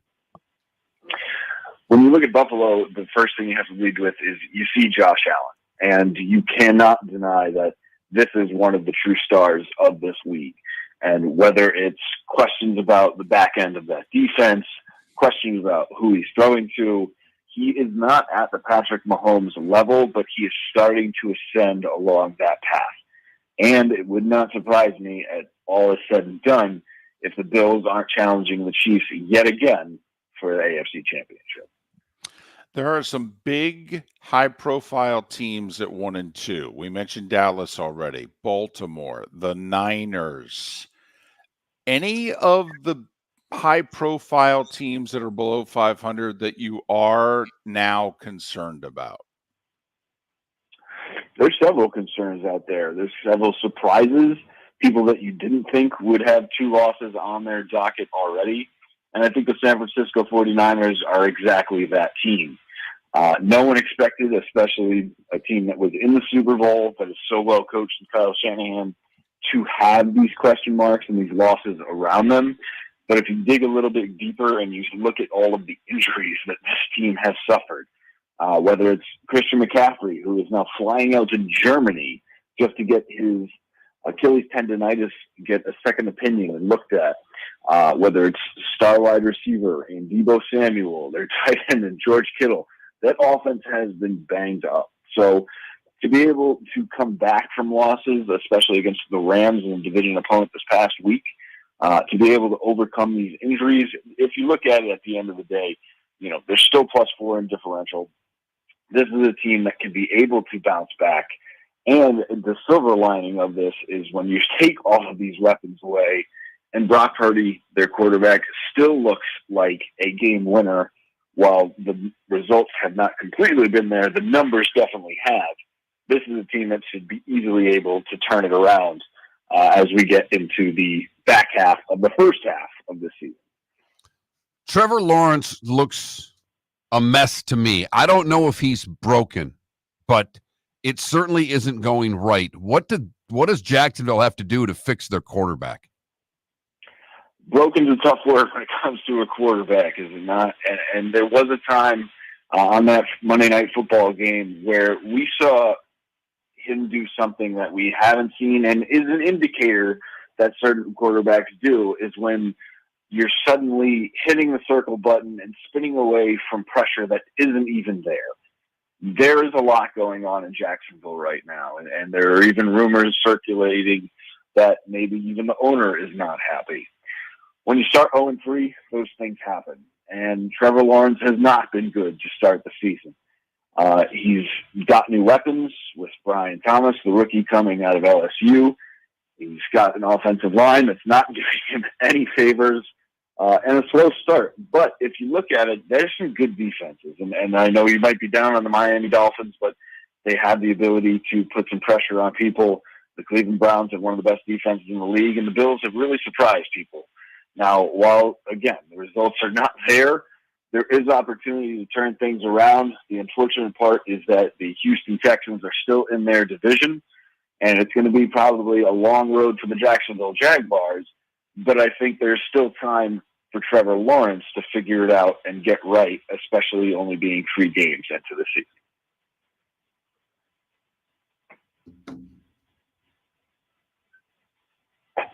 Sorry about that. Steelers doing it the way they've been doing it the last few years with defense and with quarterback play.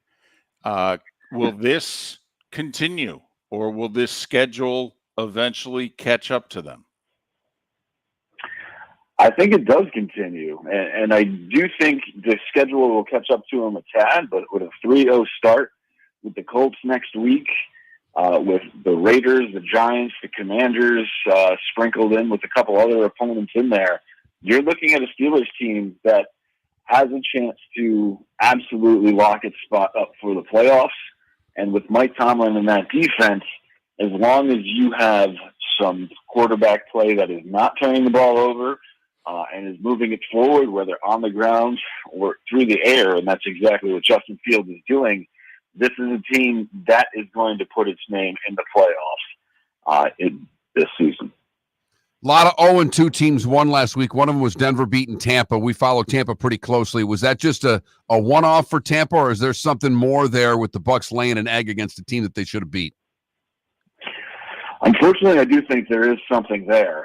This is a team that is a playoff team that won last season, but there are some questions around it. And I think more to do with how this division has developed more than what the Buccaneers are.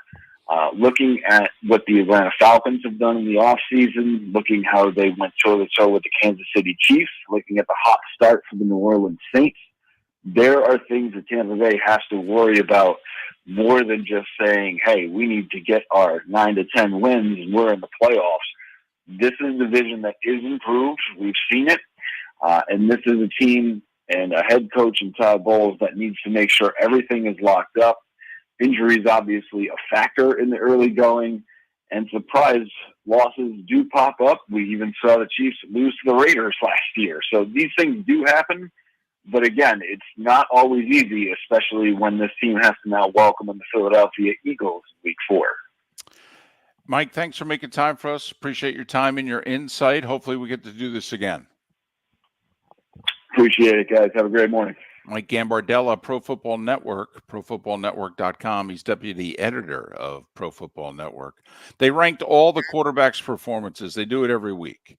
They grade them from A+ to F. Nobody got an A+, nobody got an F. But Josh Allen and Jaden Daniels both got A's. How did Daniels not get an A+? Just saying, they're tough graders. Must be Jersey. Tough graders. I mean, even Burrow got an A-. He threw for like an A-. 340 and 3 scores. I don't know. They scored it. They didn't punt. Probably deserved an A. Tough graders. They are. They're tough graders. When we come back, Mark and a text chain. You'll want to hear this. Gentlemen, as your wife mentioned getting new flooring, but you don't want to go through the hassle, well, go see the Floor Meisters in Naples next to Costco. They understand your time and money are important, so they'll make it as painless as possible. With a huge in-stock selection of carpet and Cortec, they can get you the floor your wife's been asking for. They carry wood, vinyl, carpet, and tile. If you do it yourself, no problem. They can handle that as well. So go see TJ at the Floor Meisters and tell them, just keeping it real. American Paint Supplies, for nearly 30 years, is your one-stop shop for all your coating needs. If you are a designer, a contractor, a professional painter, or a weekend warrior, American Paint Supplies is the place where experts go to get expert solutions. At 6100 Shirley Street in Naples off of Pine Ridge, American Paint Supplies delivers the best solutions with the best products with the best support. Meet Gene and his team today at American Paint Supplies. Call 239-566-2700. That's 566-2700 or online at AmericanPaintSupplies.net. Wine glasses never fall over until you get a brand new rug. Oh, no! Ketchup bottles act normal till you're wearing a new shirt. Oh, you kidding me? And rocks slide peacefully on the road till the day you get a brand new windshield. Then they fly up off the road and attack without mercy. That's why new windshields from Glass Doctor come with our windshield protection plan. Unlimited repairs and one replacement for 12 months. Don't just fix it, protect it. Glass Doctor, a neighborly company. At Physical Therapy and Balance Centers, our goal is to help you love your life. When your life is sidelined by an injury, dizziness, surgery, or condition keeping you from doing what you love, we're here to help you heal and feel your best. Our therapist evaluation will determine the root cause of your health challenges, resulting in a unique treatment plan customized just for you. Visit www.physical.com to find your nearest location and see how we can help you love your life. Visit Jason and Todd at the Diamond District. A natural diamond is the oldest artifact you will ever touch, and each is one of a kind. Jason and Todd at the Diamond District would like to meet you personally and share their love of natural diamonds and the positive impact of purchasing a natural diamond. We promise that in our vault sits the largest selection of GIA-certified natural diamonds at the most competitive prices in the world. Jason and Todd look forward to shaking your hand and welcoming you to their Diamond District family. Mark Miller for Molly Maid. Why Molly Maid, you ask? Trust. Moulton was a customer for 15 years. Affordability. Didn't I just say Moulton was a customer for 15 years? Worry-free services. Our professional house cleaners are fully insured and a 24-hour warranty. Call Molly Maids today at 239-774-5839. That's 239-774-5839 or online at mollymaid.com/FTMYERS. That's mollymaid.com/FTMYERS. This is Miller and Moulton.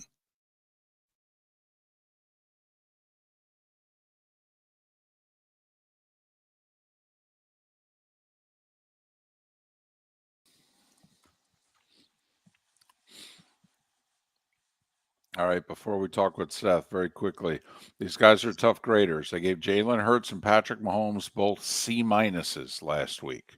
Hurts and Mahomes got C-. Bo Nix got a C.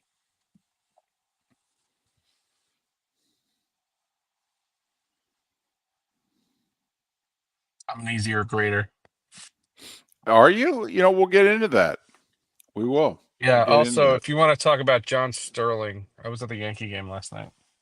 Yeah, the people don't care outside of New York. Oh, then we don't care. They don't. Yeah. No, that's they fine. just don't. It's a total New York thing. Yeah. The rest of the Feel country thinks he's a cartoon. Okay.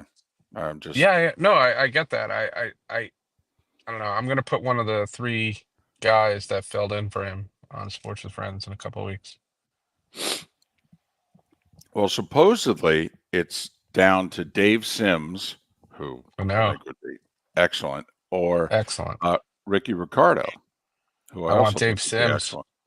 Yeah, I like Ricky, but Dave Sims is my guy. Yeah, Dave would be excellent. All those years out in Seattle to go back home, if you will, and end his career. Yep. That'd be great. He helped me get the MLB job. Like, was instrumental.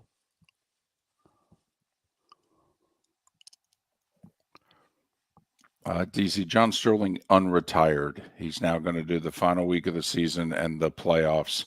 The Yankees wanted him back. The only condition they said to him, though, was that you have to do road games.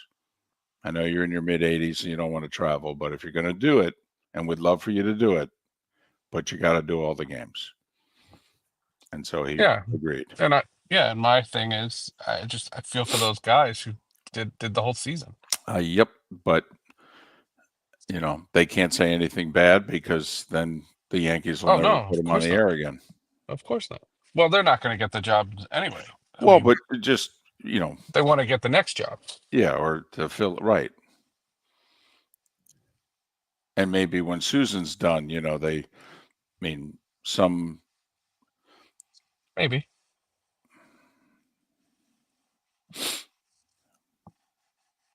Maybe. Yeah, I went to that. I'm going to Giants Cowboys on Thursday, and I'm going to Rutgers Washington on Friday. Look at you. I know. I'm just a jet setter, and I'm Syracuse tonight. Traffic will be worse at Rutgers Washington than it will at the Giants Cowboys game. Well, I was driving to the Bronx yesterday, and I said Syracuse would be easier.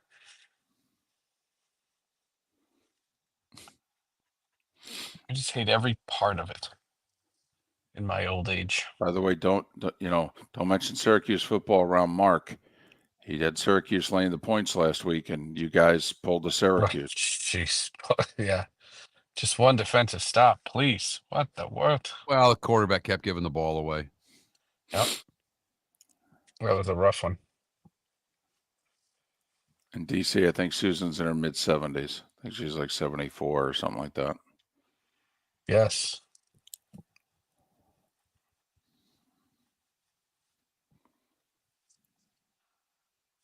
The pioneer, Susan Moulton. Oh, absolutely. That George Bell, Jesse Barfield story. I'm actually surprised.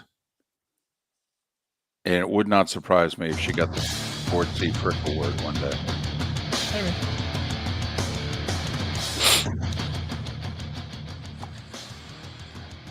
You're listening to Miller and Moulton, coming at you from the Floor Meister Studios. Floor Meisters, keeping it real.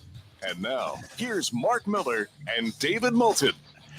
Halfway home on this hump day, so we're right smack dab in the middle of the show and the week, although this is the final hour in Charlotte County and Lake City, and we're thinking about everyone listening to the show that is listening in the state of Florida, and hopefully that everything works out well for everyone over these next 48 to 72 hours. Seth Everett is in his car. You know that if you're watching twitch.tv/Miller and Moulton. He's on his way to Syracuse to teach a class or two. Hey, we were just talking about Pro Football Network, and they grade quarterbacks every week. And it turns out they seem to be pretty tough graders. All right. I mean, Jalen Hurts and Patrick Mahomes both got C- last week in winning efforts. Are you a tough or an easy grader, Professor Everett? I would say if the students respond to the feedback and you can sense the effort, I'm an easy grader. It's when they half do it. When you can tell, anything missed deadlines, things like that, I have no patience for. So I would say I'm an easy grader. My advice to students, just do it. Do it. That's the big key. Can you suck up to Professor? Is it Professor Everett? Is it Professor Seth? What do you go by in the classroom? I just go by Seth. I don't do, every time people call me professor, I think X-Men. It's not my Okay, thing. fair enough.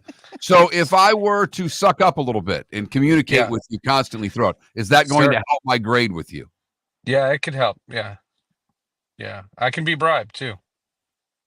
Really? No, I'm joking. I'm trying to think. I mean, what are we talking? You know, No. candy, donuts. I mean, you know Yes, what? candy and Action- donuts. Action Yes. figures. Yeah, somebody shows up with a box of Entenmann's, they get an A. But By the it way, also- to all the listeners, seriously, be safe in the next couple days, please. Thank you. We appreciate that. In all seriousness, though, like, have you changed? How long have you been teaching? Oh, off and on for 10 years now. Yeah, I Have you- started at St. John's, and that's when I got bribe offers. I got bribe offers at St. John's. That was, and I was blown away by it. I couldn't believe that students would stoop to that. I was shocked. But nowadays, I don't really sense it. I sense, but my thing is, my students all, one of the requirements is they have to meet with me 3 times a semester. And I Hold kind of on know a second. where, Hold on. Yeah. 3 times. 3. yeah, to go over their podcast. Yeah. How we're going to record and who are you getting and do you need help getting somebody, yeah. I help them book guests. Well, that's nice of you, but that's basically monthly. So you meet Um, with each individual student Yeah, monthly, every 6 basically. weeks. Yeah. There's 15 Wow. weeks in the semester. It's yeah. Wow, that is that must be their favorite part of the semester. The private Come on, meetings with Professor Seth. 15 minutes on Zoom is not a big deal. I don't know, man. Sounds like a network production meeting to me. I can blow But those nobody- off all the time. Nobody shows up in my class and then just like at the end of the semester just submits something and I have no idea what they're working on. Like I'm in tune with what everybody's project is. All right. Well, good for you. Sports with Friends, Hall and Justice are Seth's 2 terrific podcasts. I'm curious, by the way, have you learned anything from the students about podcasting? Like, if somebody A say lot. something, have an idea in which you went, I'm going to steal that. Well, their equipment. We had to do, I think class 2 or 3 is we go over the various methods of recording and what they can check out from the school, equipment wise. And there are these portable microphones, and there's 8 of them, and they're fantastic. And all I can say is at the end of the semester, if there's 7 of them, I'm not a suspect. I will text you my address in case there's only 6 at the end of the semester. They Thursday. are so cool. I'll send you the link to these things. I saw this and I was like, I have to demonstrate how to use this. And I was like, I want to use this. This is awesome. So is there any way there could only be 4? Because I could use one at home and on the road. I understand. I'm just saying. Oh, those are All right. fantastic. Yeah. But a lot of times, what I've learned, the podcasting class has evolved. When I started it, 2018, I think was my first year. It was very entrepreneurial. The idea was try to build a podcast that is so unique that you can gain an audience and grow something. Now it's create a podcast so that you can develop the skill set so that you can get hired by like Wondery or Amazon or one of these podcasting companies. Yeah, there's no real. I mean, it's just corporate. To break out in the podcast space is next to impossible now, isn't it? No, I mean, you need to have the backing of a major corporation. I've said repeatedly that if I was starting Sports with Friends or Hall of Justice in 2024, I wouldn't do it. I think that the space was ripe for what I was trying to pull off in 2015. And I'm thankful that I built modicums of audiences on both shows. But I don't think that I would start a podcast now. I wouldn't recommend it to a friend. Do you think if you started it now, okay, do you think that they would have the level of success or would they be more successful now? Like, do you think I think they would one be of the buried. bigger entities would have backed you sooner? Maybe. I mean, that's possible, just because I've had this career, we've been in the business for so long, maybe somebody would know and try to hook on. I just think that the biggest thing was in the time when I was able to build the audiences. For Hall of Justice, Zack Snyder came on in 2016 that got 700,000 downloads. So that helped. In 2016, when I was starting out, Eli Manning was my first guest on Sports with Friends. Like, people helped to get me off the ground, and it was a much different podcast space. Now it just seems very cluttered. The one thing I will say though is they've done studies, and this is something I learned through the class, that some 80% of the podcasts that you find on Spotify or Apple are not publishing regularly. Like, a lot of them are dormant, and what happens is the companies don't pull them off iTunes. They don't pull them off Apple, so they the number is a little misleading. There are still more podcasts than we know what to do with, but there's not the billions that we think there are. You're going to be a sports fan this week again, Seth. I'm impressed. You did a baseball game last night. You're doing the football game tomorrow night. You're doing a football game Friday. This is 3 events in 1 week. I don't know if you're going to be able to handle this. I know. Last night I booked a couple podcasts. that was what I did. Yesterday I'm going to talk to Kevin Brown, the outstanding Orioles announcer. I met him last night. The guy who got Yes. suspended there for a short time last year because the Orioles are idiots. Yes. I talked to him. Talked to Emmanuel Barbary, one of the fill-in Yankee radio announcers. So I had a great talk with him. It was great to see Tyler Kepner. I hung out with Paul O'Neill for a little bit. I asked him to catch a ball with his hat. That's a Seinfeld reference. Yes. It is. It was a good time. It was a neat time. I had a blast. And then Thursday is for iHeart. I have to go for iHeart.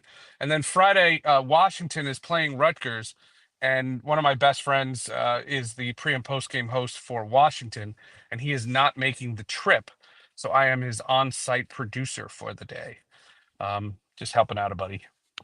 Yeah, that's kind of taken over the industry now, that the radio crews and other crews not being, games being broadcast from announcers that are not on site. That's kind of like AI. That's here to stay, unfortunately, and is only going to get bigger. Well, maybe what I'll do is I'll create an AI version of myself, and then I can sleep.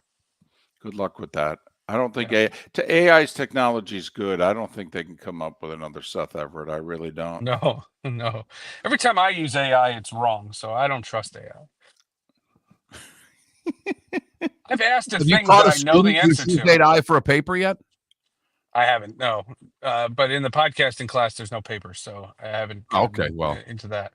But yeah, I've asked like ChatGPT, I ask it questions that I totally know the answer. I'll ask it about baseball games that I attended or football games that I attended, and it gets it wrong. It's not reliable. Okay. Seth Everett, Sports with Friends, Hall of Justice, his 2 terrific podcasts. Follow him on X at Seth_Everett. We know you got to get back. Really fun one this week. Well, that's what we're asking you. Is this your opportunity? Plug what you do for a living. Yeah, the Sports with Friends is the first guy. It's episode 473, but the first guy that I had on the podcast that I had a poster of him in my room growing up. Wesley Walker is on the podcast, the former wide receiver of the New York Jets. Somebody I've always looked up to. I've always wanted to have him on, and he came on the podcast. Wesley Walker is on Sports with Friends. And Hall of Justice is about that new Transformers 1, and I can finally say I really do think that movie is not for me. I think I'm a little too old for Transformers. I think I'm aging out of the Transformers. And we talk about that on the podcast. Is this the first time you've ever aged out of a show in that genre? that's your bread and butter. So if you aged out before. No, it happens. It happens kind of often. The Transformers is an interesting one because, for example, 6 months ago, they released something on Netflix that was very geared toward my generation. This was very not. And they hired Chris Hemsworth and Scarlett Johansson and John Hamm to be the voices. And it sounds like John Hamm. It doesn't sound like these characters at all, and there's no suspension of belief. And I think it's because 8-year-olds should be watching this. Seth Everett, he's no longer 8. That's what we've learned No. today. Be careful. Get back on the road. Get to Syracuse. Good luck. Safe travels this week. We'll stay safe as well, and we'll talk again next week. Yeah, stay safe, everyone. And if you're stuck at home, listen to podcasts. Seth Everett. I didn't say We're playing mine. at 1.5 speed, so they go by a little more quickly. Right. I Sports with Friends. didn't say mine. Hall of Justice. Follow him on X at Seth_Everett. Seth Everett joining us once again here on Miller and Moulton. Bud Elliott will join us in 25 minutes' time. Chris Perkins to talk Dolphins at the top of the hour. Coming up next, as promised, Mark in a group chat, and you won't believe it. No, you will not. It is something I've been trying to avoid most of my life, and it has reared its ugly head. We will explain on the other side. Bud Elliott in 25 minutes. Chris Perkins at the top of the hour. Thanks for listening, Miller and Moulton. Are you suffering from neuropathy? Do you experience stabbing pain, numbness, tingling, or burning in your feet? Are you tired of sleepless nights and avoiding life due to pain? If you've been diagnosed with neuropathy or experiencing pain or numbness in your feet, pick up the phone and call us right now before it's too late at 239-382-7332. Again, that's 239-382-7332. Neuropathy is a very serious and progressive disease where your nerves start to break down. Eventually, it leads to balance problems, falls, complete loss of independence, and can lead to amputation. Hi, I'm Dr. Eric Norrell, DC. Our program addresses the underlying causes and doesn't simply mask your symptoms with medication. In fact, many patients start experiencing relief from neuropathy symptoms within weeks. There's no surgery and no use of prescription drugs. Pick up the phone right now and call 239-382-7332. Call us today at Restore Health. 239-382-7332. American Paint Supplies, for nearly 30 years, is your one-stop shop for all your coating needs. If you are a designer, a contractor, a professional painter, or a weekend warrior, American Paint Supplies is the place where experts go to get expert solutions. At 6100 Shirley Street in Naples off of Pine Ridge, American Paint Supplies delivers the best solutions with the best products with the best support. Meet Gene and his team today at American Paint Supplies. Call 239-566-2700. That's 566-2700 or online at AmericanPaintSupplies.net. Gentlemen, as your wife mentioned getting new flooring, but you don't want to go through the hassle, well, go see the Floor Meisters in Naples next to Costco. They understand your time and money are important, so they'll make it as painless as possible. With a huge in-stock selection of carpet and Cortec, they can get you the floor your wife's been asking for. They carry wood, vinyl, carpet, and tile. If you do it yourself, no problem. They can handle that as well. So go see TJ at the Floor Meisters and tell them, just keeping it real.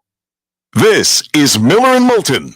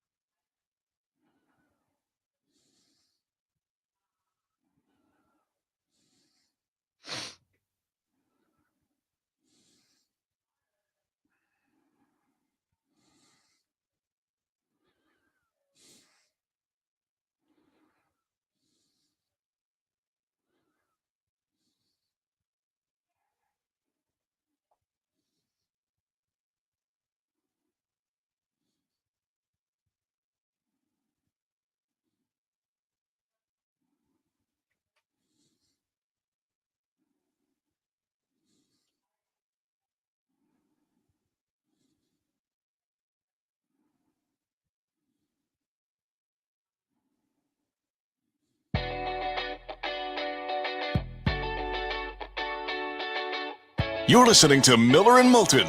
And now, here's Mark Miller and David Moulton. 21 minutes past the hour. Bud Elliott to join us in a little more than 15 minutes time. Chris Perkins to talk Dolphins in 40 minutes. Hump Day edition, Miller and Moulton. MillerandMoulton.com, Miller_Moulton on X. I mentioned Hump Day because, well, I started the show thinking it was Tuesday. So I did that more for me than for you, being selfish. Hello, Cleveland. Yes, we're in Detroit, you idiot. Yes, that was me at the start of the show. But that may only be the second most disturbing thing that was brought up on the show today, because Mark, depending on your point of view, may be the winner today. Mark, take it away. Well, David, my daughter is a aspiring young gymnast. Okay. And by aspiring young gymnast, I mean she goes to gymnastics and they hit my credit card 2-3 times a month for whatever it is they hit my credit card for. That's the definition of aspiring these days. It is, because there's no college there's no college gymnastics in her future. That is so incredibly hard, and you have to be so good to get one of those few spots. This is just avoiding reality and having fun as a kid. Right. And she's made a travel team, and I'm very proud of her. And she works very hard at it, and she's pretty good. Okay. She's not great. Right. Pretty good. Okay. Every time I will say that I say, try this or do this, she just looks at me and says, you do it. Because they have to climb the rope a lot at practice. Mm-hmm. And now they're getting them to climb the rope where they start sitting on their keisters and just use their arms to climb the rope. Right. And when she couldn't do it, I said, why not? And she said, you do it, Dad. No. No. No. Oh, they're hitting my credit card for you to climb the rope, not for me. Right. But because there is this travel program and there are meets all around the state coming up next year in the first part of the year, which I'm sure won't conflict with any NFL playoff games. I'm positive. Or big college football. Yeah, I'm positive that this will all be. No, it'll be fine. Because they think about things like that. In fact, I'm sure there'll be a gymnastics meet Super Bowl weekend. But the coaches came up a couple of weeks after practice and said, we need phone numbers from the parents because we're going to have a group chat. Oh, boy. And I think I made one of the more colossal mistakes of my life because I gave my phone number willingly, but nothing happened. And I said to my daughter, I said, have they sent out anything on the, because I take my daughter to all the practices. It's just work. My wife with her hours and she works. I'm the taxi service. Okay. And I take my daughter to the 2 or 3 practices she has every week and pick her up from those as well. But they hadn't sent a group text out, and I was a little worried because the wife then starts asking, what's going on with the group chat? I'm not on the group chat. And my wife is very upset that she's not on the group chat and I am. Honey, don't know what to tell you. I outrank you. Well, I don't outrank her. I outdrive her to practice. Well, this is a group communication, and I'm around more than you, therefore... Okay, we're having the same thing at the condo here, by the way. They wanted me to be on the board, okay, but 5 months out of the year, I'm useless to them. So now I think my wife's going to be on the board. Good luck, board. So now I am part of a 10-person gymnastics team group chat, David.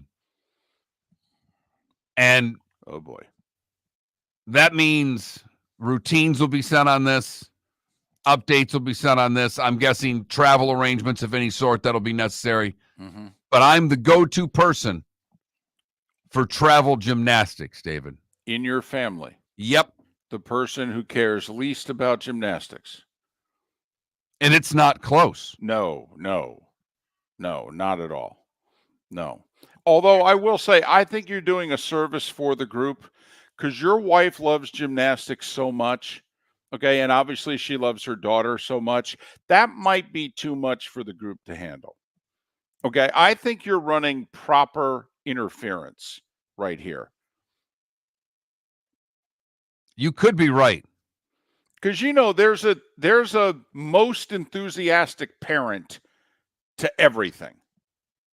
If it's PTA fundraiser, selling of the cookies, the school play, okay, travel ball, there is a most enthusiastic parent to everything. And your wife would probably be on the very short list for that role. I have no idea what I'm in for on this group chat, David. But the first time they ask for a bake sale, I'm out. Can I give you some advice? Please. Okay. So my wife, and maybe this was her without my influence, but this could be my influence. Mark, I send long texts. Yes, you do. Right. I text like I talk. I wrote columns like I talked. I would talk out my column and then type it. All right. So my texts are lengthy. Okay. You've received 17,000 of them. All right. So my wife sends lengthy texts to her brother. She only has one. Updating on mom and, life and the pursuit of happiness.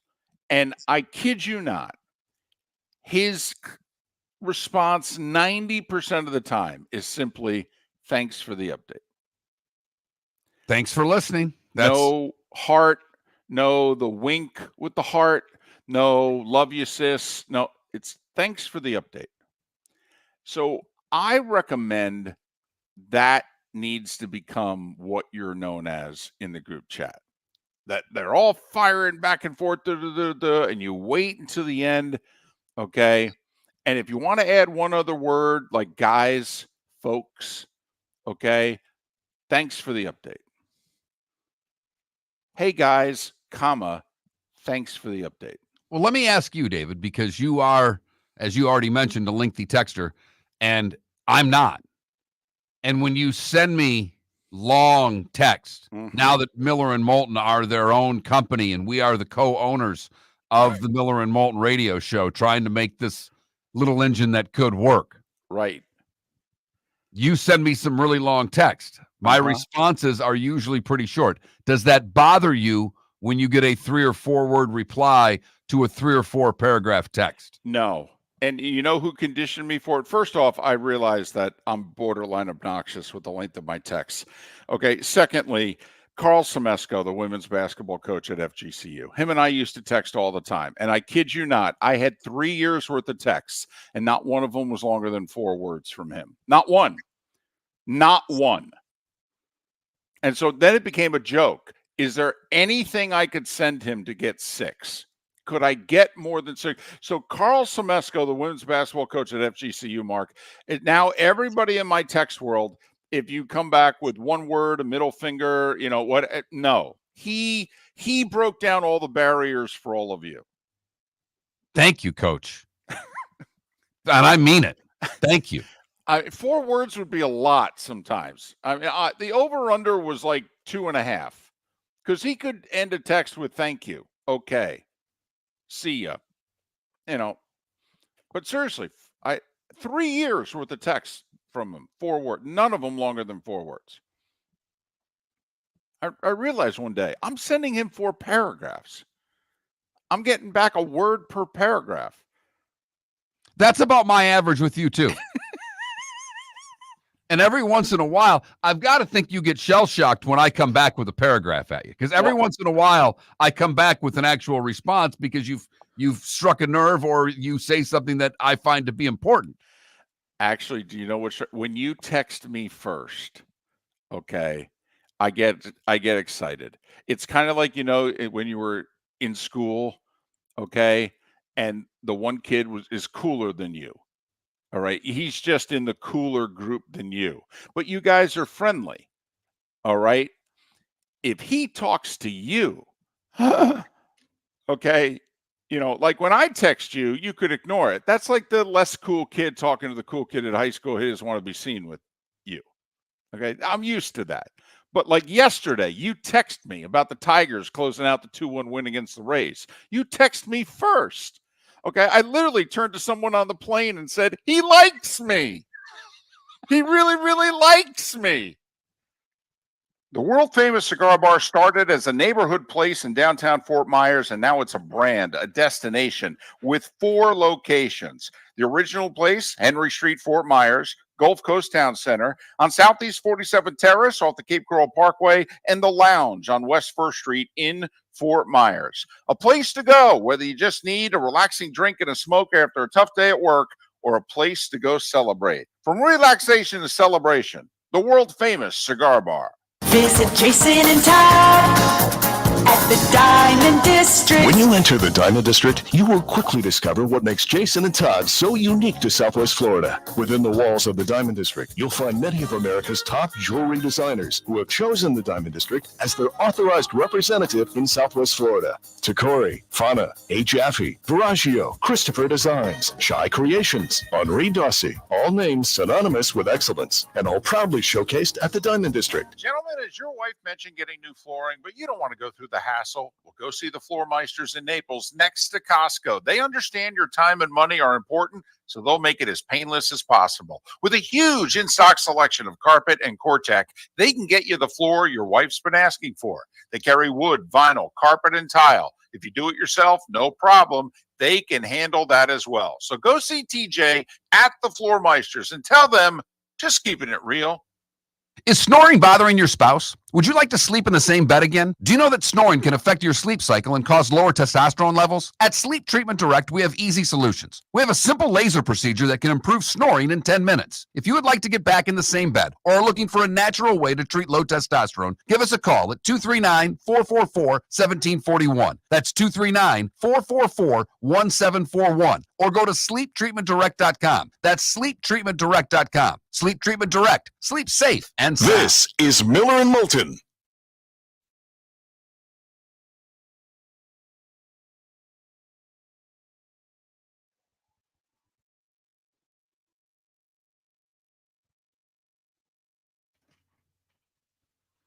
So I sent you an email. The company wants you and I both to do a spot because the owner's picky and he's going to pick which one he likes better. Okay.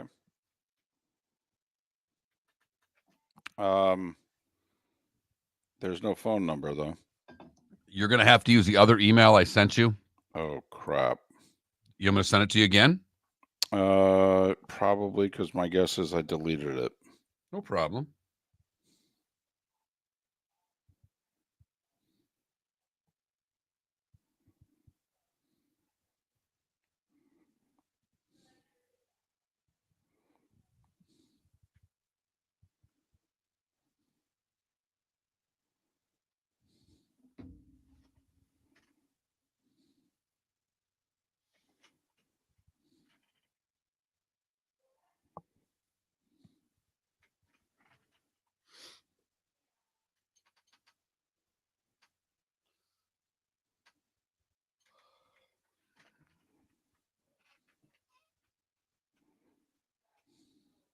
Yeah, when you were on late this morning, I got nervous that the thing was spinning on you again. I'm like, oh no.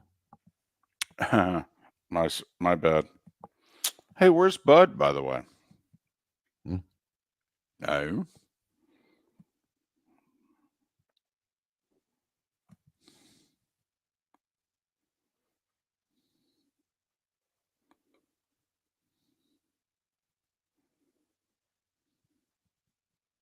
Oh, it's unbelievable. I wish we were just doing soccer, but whatever.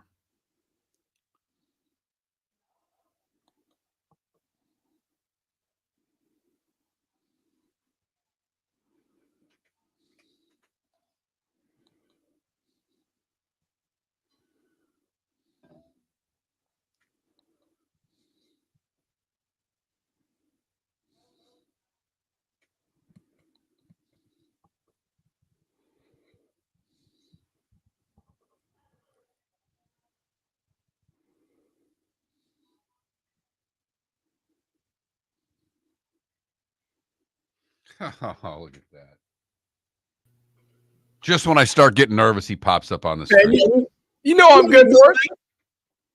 Well, it's not so much you. It's like, did I send the link to the right spot? And I texted it to you, but I'm telling you that 1.5 playback speed's a game changer. Oh, it is. It 100% is.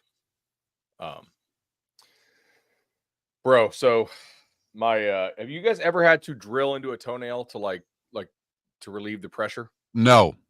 You know what I'm talking about, though, right? Yes. Yeah, I've never had to do this, but I'm probably gonna have to do this today. We got this new third baseman at softball, and he's 22, and he played college football, and like the guy's, I mean, just athletically, he's a little different, and he boots a ball. I'm playing first base, and it ricochets like to where he's basically at the pitcher's mound, and he gets up and he fires it like crazy. I couldn't handle the throw. Like reaction time was not there for that velo from that distance. And yeah, I think I've got a fractured toe. Like the whole toe is black, which is great. So, and the nail, obviously. So that's great. Oh, yeah, definitely no pickleball today.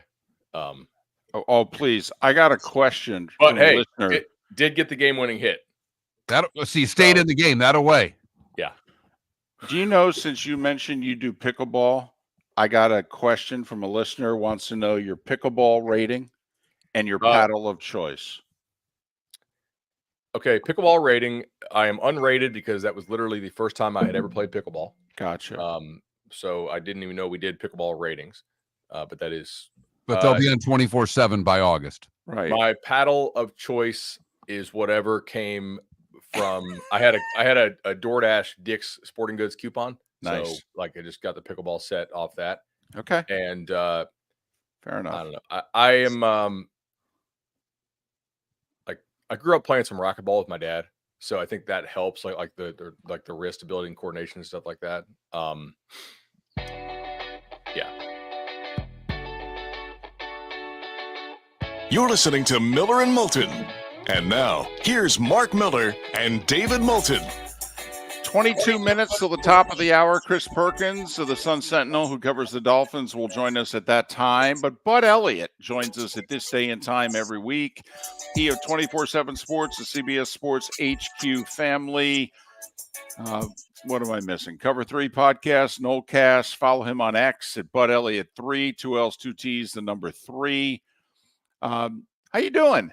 Doing well, man. Doing well. How your picks doing? How you off to a decent start? I am 6 and 129, by the way. That's about how well I'm doing. Mark is 55%.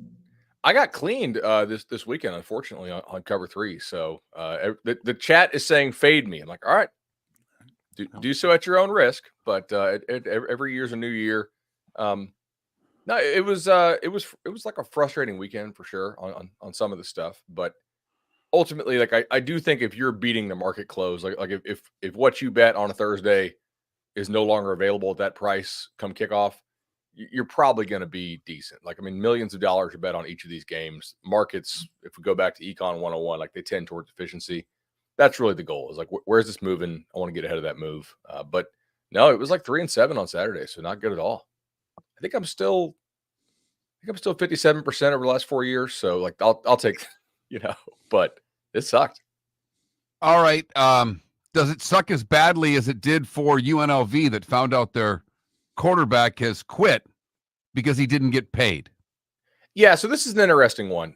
Matthew Sluka, they took 2 transfers this offseason.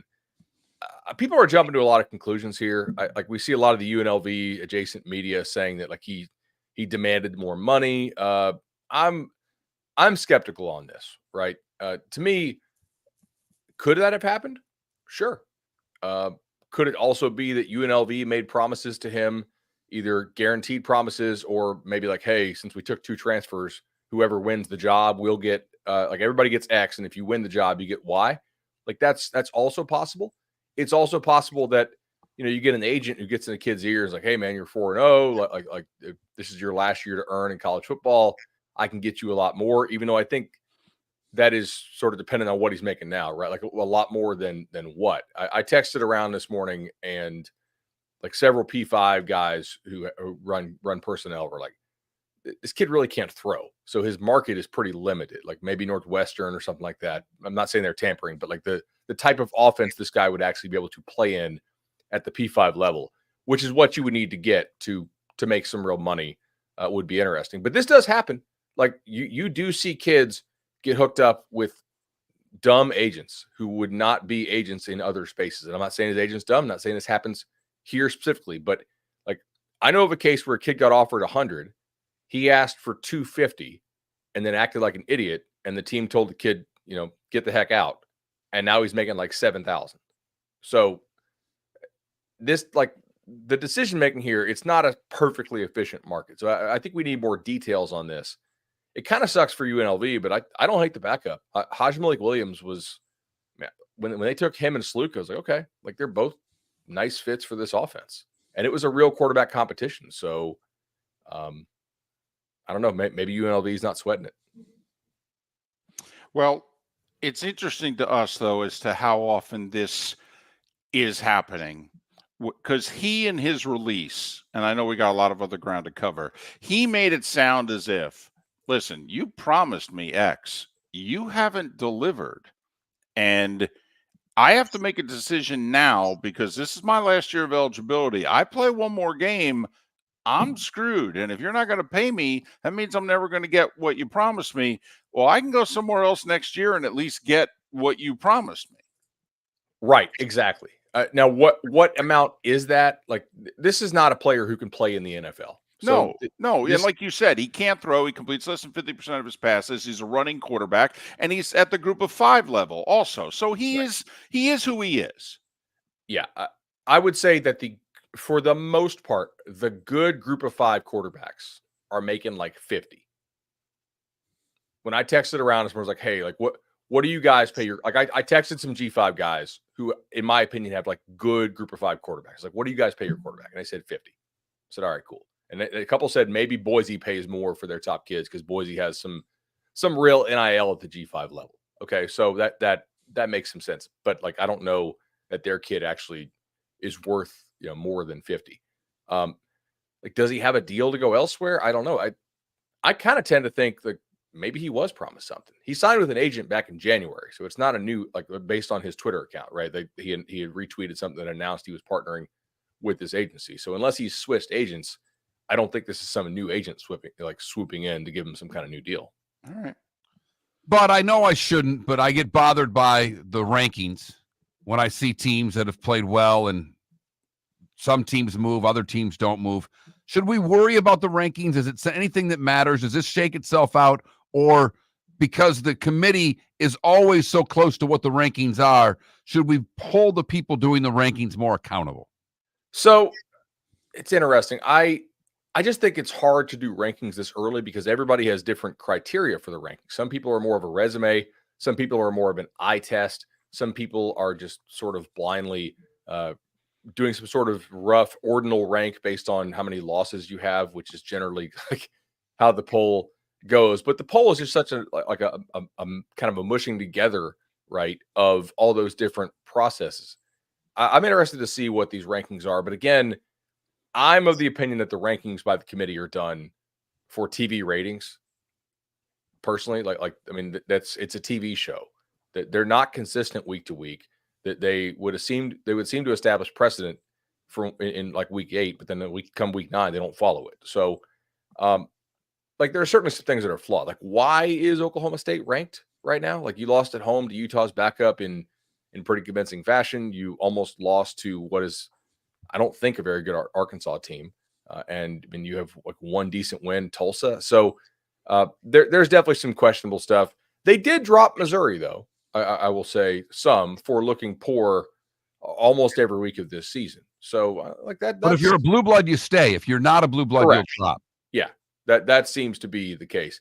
We also, you could probably make an argument, and I don't know that I would totally agree, but you can probably make an argument for 5 or 6 teams to be number 1 at this point. Like, if you want to tell me Georgia, if you want to tell me Texas, you want to tell me Ohio State, you want to tell me Alabama, that's 5? Well, but I think also what Mark's alluding to, it's tough to look more impressive so far this year than Tennessee and Miami have in their games. Totally. And you could throw Ole Miss in, but Ole Miss's level of competition has been really down. Yeah. Tennessee and Miami have at least were supposed to be playing some teams with a pulse. I think Miami's looked really, really good. The only thing on that I would say is, how bad is Florida, right? USC to me had looked really good until they lost to Michigan. And then, but you think about the teams they had played. LSU is in hindsight maybe is not as good as we thought. So that opening night win is maybe not quite as impressive. Utah State just lost to Temple. So that is certainly a bit concerning. Tennessee, I took a lot of crap early on.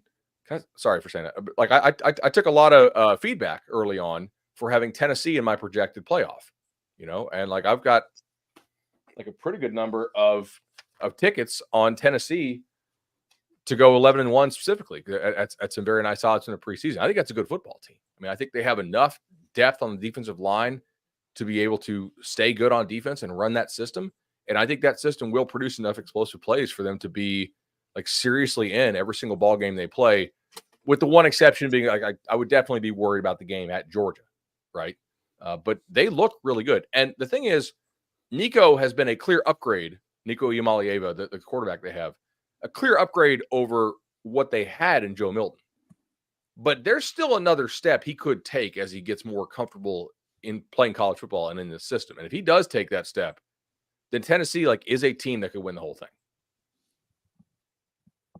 Well, you mentioned Georgia, the headliner this week. Alabama, when's the last time they were a home dog, even though it's only 2 points? It has been a while.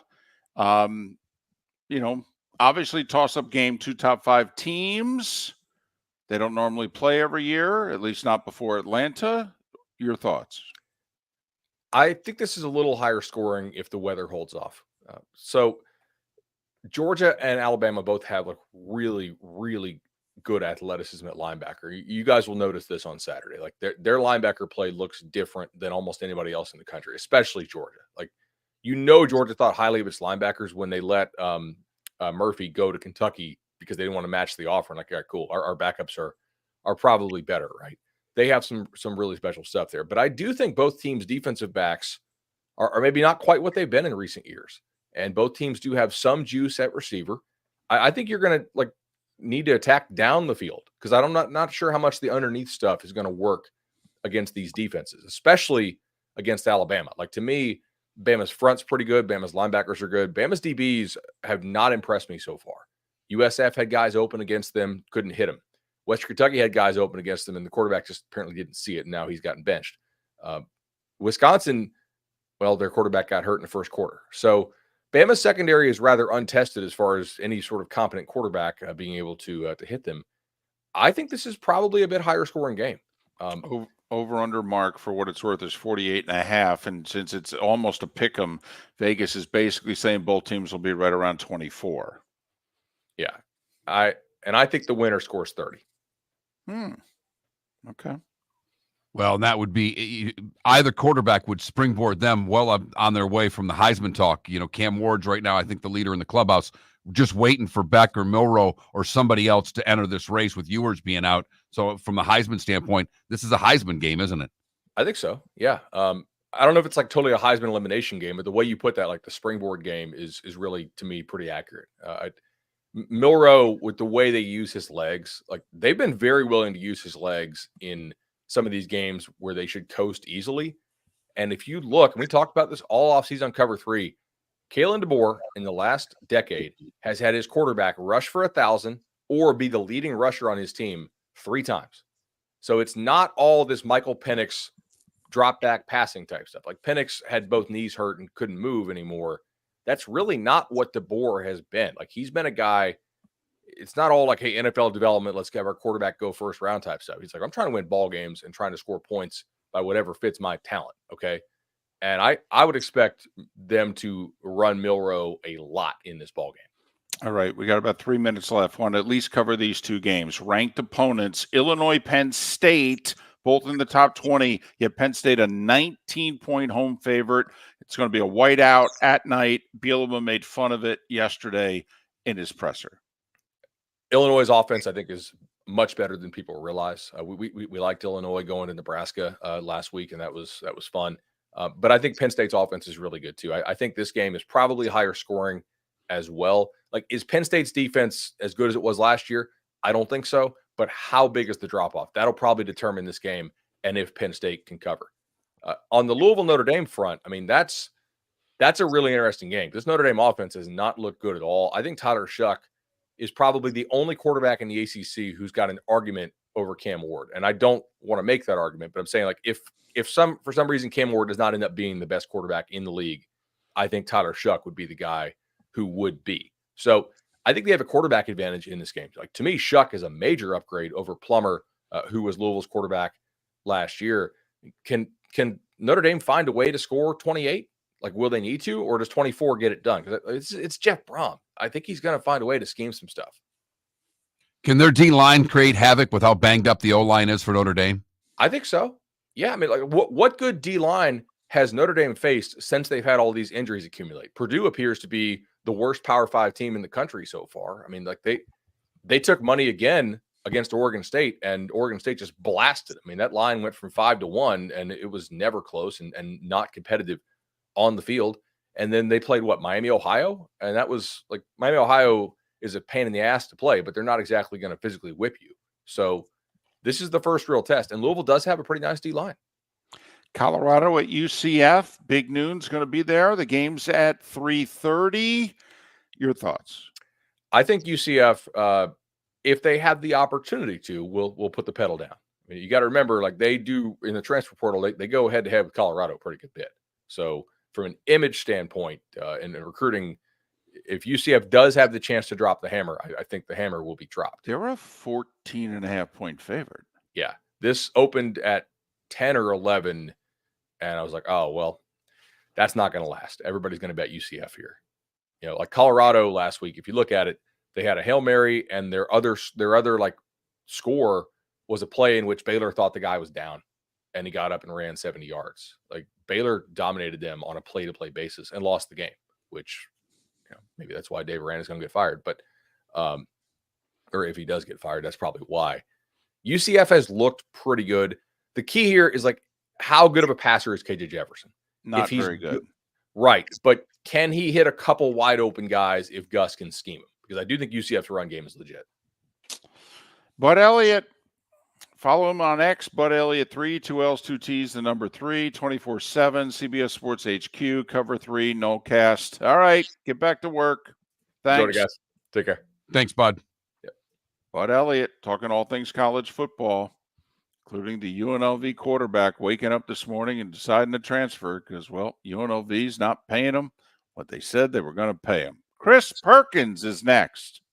American Paint Supplies, for nearly 30 years, is your one-stop shop for all your coating needs. If you are a designer, a contractor, a professional painter, or a weekend warrior, American Paint Supplies is the place where experts go to get expert solutions. At 6100 Shirley Street in Naples off of Pine Ridge, American Paint Supplies delivers the best solutions with the best products with the best support. Meet Gene and his team today at American Paint Supplies. Call 239-566-2700. That's 566-2700 or online at AmericanPaintSupplies.net. At Physical Therapy and Balance Centers, our goal is to help you love your life. When your life is sidelined by an injury, dizziness, surgery, or condition keeping you from doing what you love, we're here to help you heal and feel your best.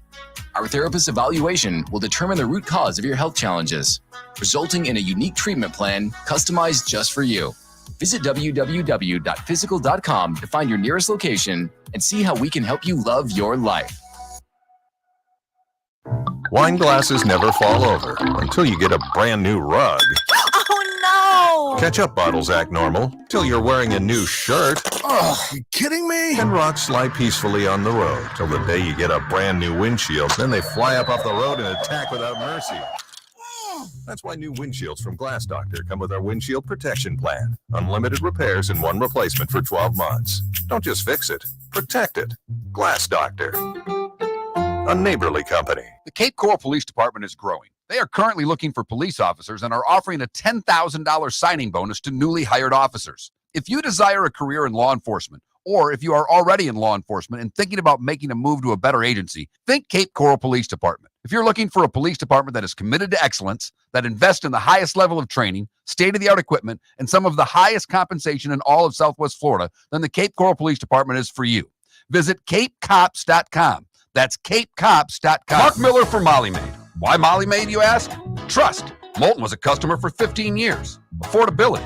Didn't I just say Moulton was a customer for 15 years? Worry-free services. Our professional house cleaners are fully insured and a 24-hour warranty. Call Molly Maids today at 239-774-5839. That's 239-774-5839 or online at mollymaid.com/FTMYERS. That's mollymaid.com/FTMYERS. The world-famous cigar bar started as a neighborhood place in downtown Fort Myers, and now it's a brand, a destination, with 4 locations. The original place, Henry Street, Fort Myers, Gulf Coast Town Center, on Southeast 47th Terrace off the Cape Coral Parkway, and the Lounge on West 1st Street in Fort Myers. A place to go, whether you just need a relaxing drink and a smoke after a tough day at work, or a place to go celebrate. From relaxation to celebration, the world-famous cigar bar. This is Miller and Moulton.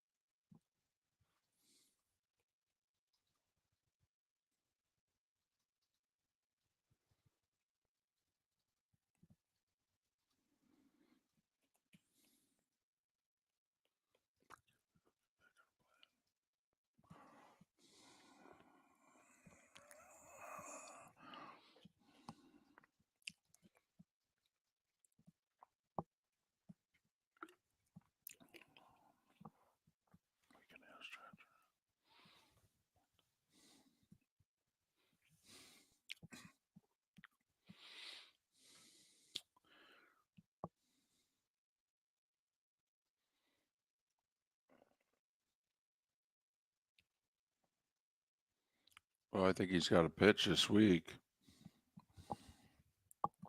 I mean, I don't think he pitches in the best of 3.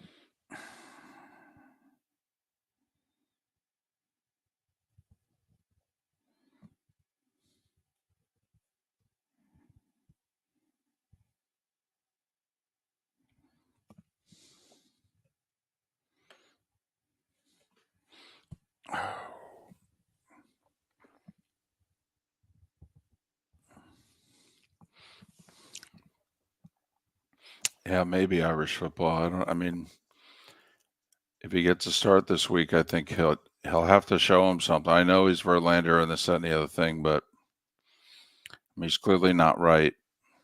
So in the playoffs, you can't mess around. I mean, is he worth being that Game 4 starter in a 5-game division series? I mean, maybe up 2-1, but if I had to bet right now, I'd say no. But we'll see. I told Chris we may attack the head coach. He says, okay, I'm ready. So I got a lot to say about that. Like, perfect. All right, I'll introduce him, and you then. No, I mean, it doesn't matter either, but no, that's fine. All right, here we go.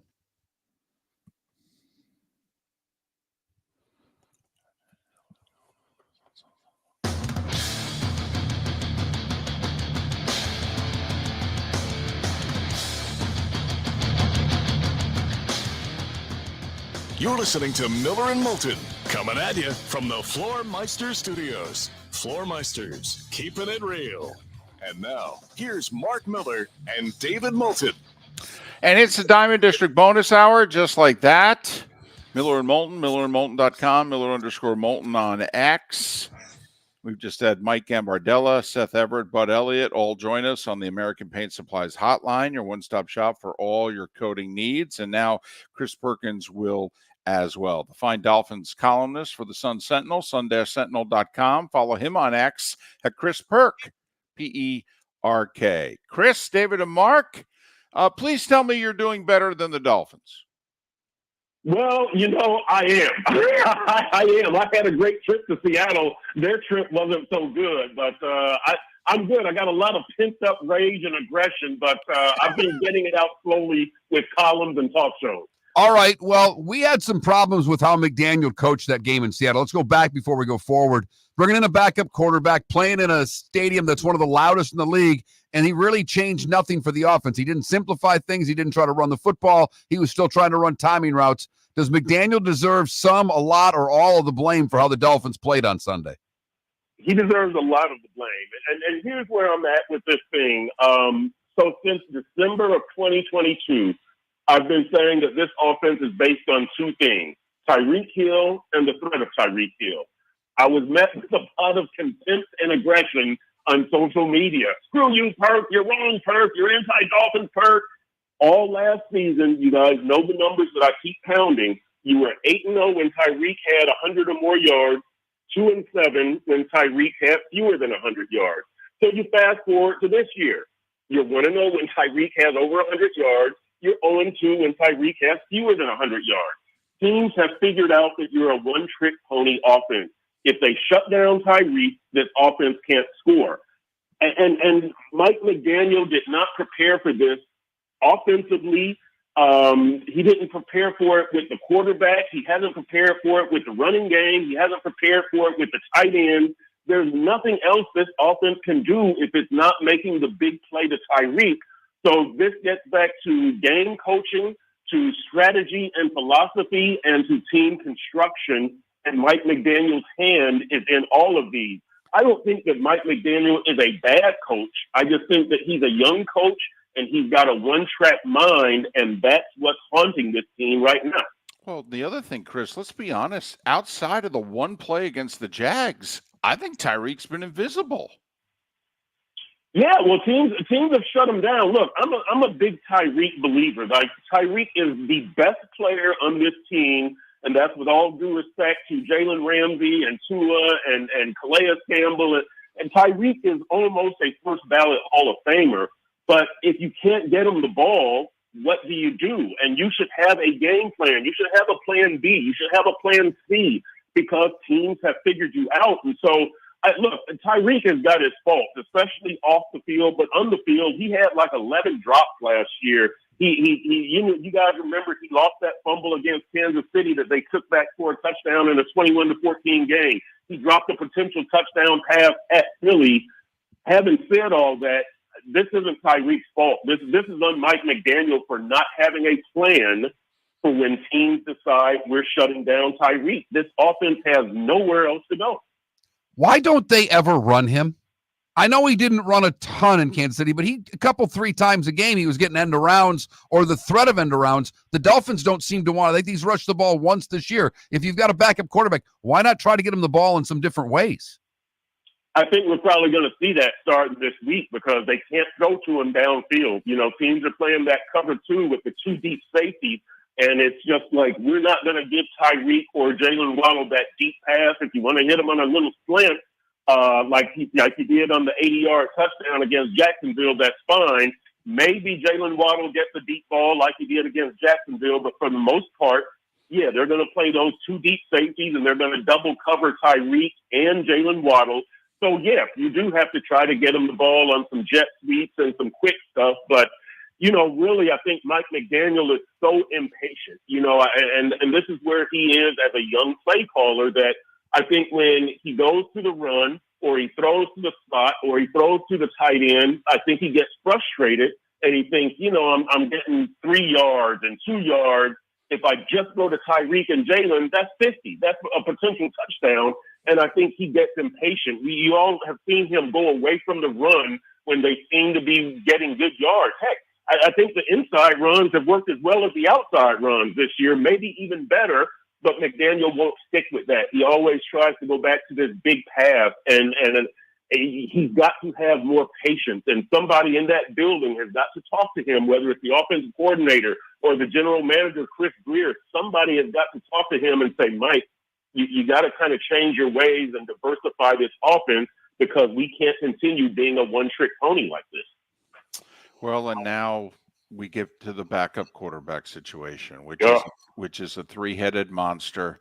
And by monster, we mean a monster that is going to die quickly because it doesn't seem as if any of the three of them are good. Here's also my problem with McDaniel, not to beat it up too much. So the one drive with Boyle, in which he's play calling like I want him to. He's running the ball with Achane, short, intermediate passes, and they drive it 1st and goal. 3rd and goal at the 2. Why are you spreading it out and throwing the ball? You've got Tim Boyle, for goodness sake. Keep tight, run the ball. And not only that, you mean to tell me all the running backs you have on your roster, I know 2 of them are hurt. The 160-pound guy is the only guy you can put on the field when you're on the 2-yard line? You don't have a 195-pound guy? I mean, I don't understand. Did Greer put this bad of a roster together? Am I missing something? We're watching Matt LaFleur win games and score points with Malik Willis, who doesn't know the plays.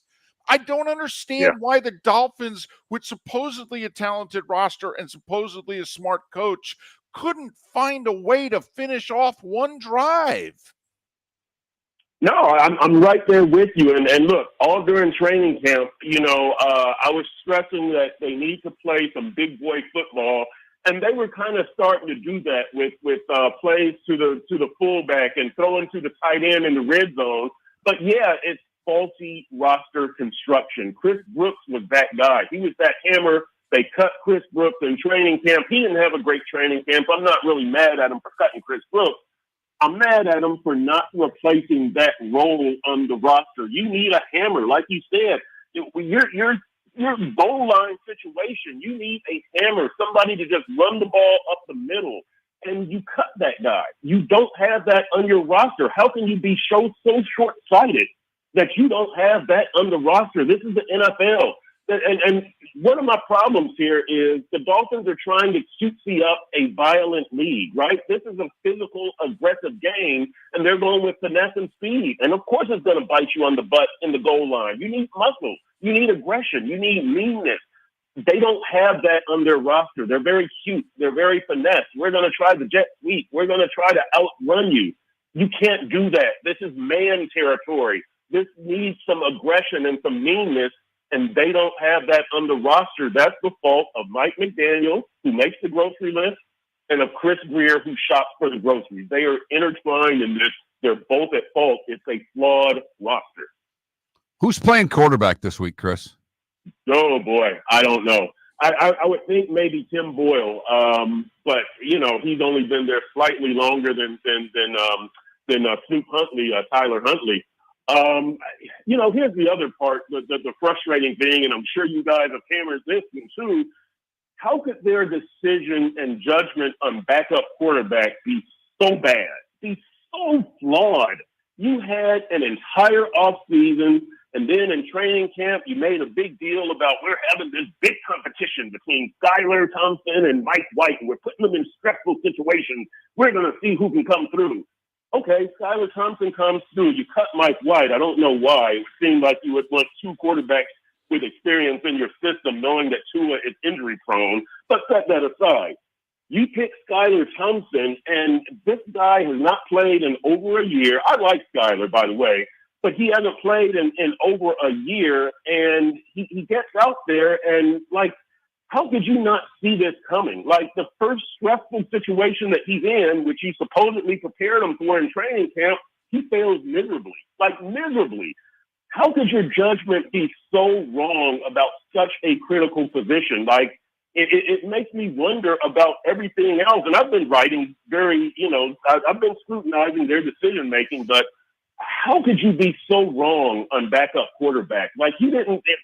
This is all of your research. It's like when teams just drafted somebody in the first round who's a total bust. It's like, how could you miss after all these months of research? And I'm wondering this with the Dolphins. This position is so important, and you just failed miserably. Now, I will say this also. In Skylar's defense, he has not played in a game since that Buffalo playoff game after the 2022 season, his rookie season. He didn't appear in a game last year. He was third string to Mike White. So maybe this was just beginning jitters. Maybe he does deserve another start and another shot. But, wow, somebody was asking me, and it might have been you guys, about the backup quarterback position at the end of training camp. And I said that, look, Skylar has clearly won the training camp competition, but I still trust Mike White more in a game situation. Mike White had game experience. So, for Skylar's sake, he's a good guy. I hope he can put this back together, get over that rib injury, and get another chance. But this isn't on Skylar to me. This is on Mike White and that faulty decision-making. How do you miss so badly on that? All right. How? Chris, less than a minute. Listen, the next four opponents are a combined 3-9. Titans, Patriots, Colts, Cardinals. I mean, the season's still salvageable, but this is a must-win, right? 30 seconds. Probably, yeah. And look, I think there's a path forward. You just have to find another way to win. I think that this team can be maybe a game under 500 going into December. Who knows what happens after that? But yes, you have to win this game on Monday night against a winless Tennessee team, and you're at home. Yes. Chris Perkins, Sun Sentinel, sun-sentinel.com. Follow him on X at Chris Perk. Chris Perk. It all comes back to playing Will Levis in Tennessee. Unbelievable. Chris, thanks for your time. Have a great week. All right, guys. You too. Thanks. Listen, we're hard on them. They deserve it. But, Mark, outside of going to Buffalo in early November, I mean, come on. Titans, Patriots, Colts, Cardinals, after the Bills game, Rams, Raiders, Patriots. None of those teams I just mentioned, that's 7 games out of 8 that I mentioned. None of them have a winning record. Neither do the Dolphins, David. That's very true, Mark. Neither do the Dolphins. And they're playing with the backup quarterback. Very true. Maybe even a third or fourth string quarterback at that. And right. Boy, did you just put an arrow into my heart right there.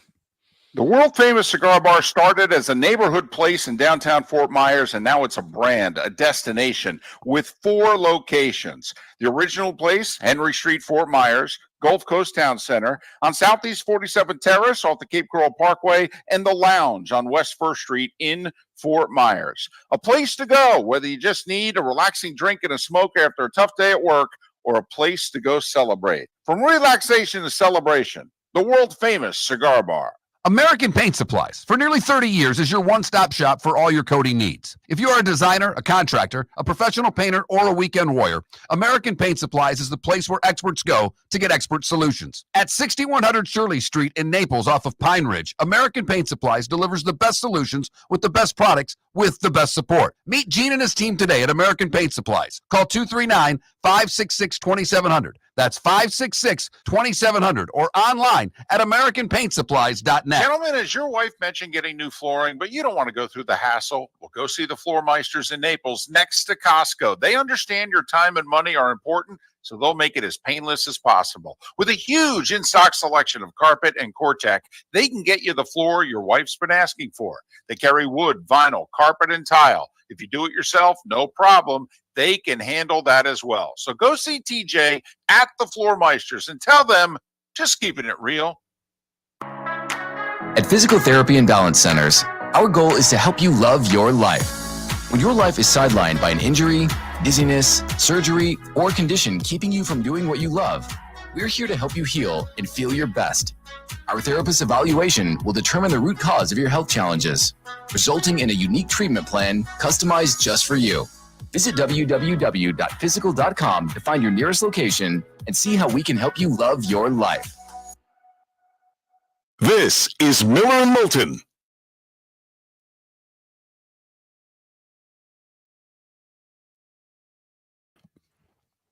Okay, I have to admit, and this is probably me, I'm a little confused. Because like that, they sent 2 different phone numbers, one for a Bonita location, one for a Naples location. Right. My thought was, David, one of us does one of us does the other? No, to read that 15 spot that I just sent you. Uh-huh. Hang on. And then at the end of that first spot on the other one where it has call the numbers and mention the code to do those right as the second 15 seconds part of that, if you know what I'm saying. That makes sense? From call. Right, call the number, but then what number? But they need a number or Naples number? Both. Oh, gotcha. If you look at the other spot I sent you, the third paragraph, like read the 15 and then the third, fourth, and fifth paragraphs of the other one. The call, the mention, and the final. Gotcha. That's kind of what I think would be a 30. Does that make sense to you?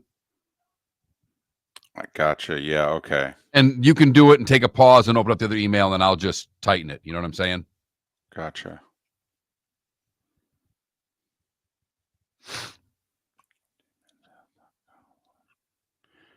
Oh, wow.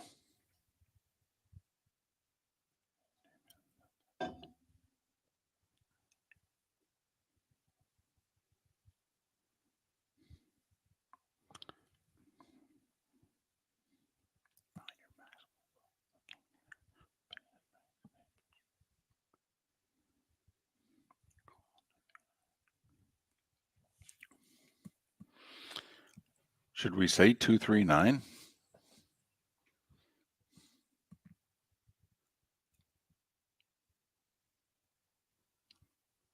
Probably.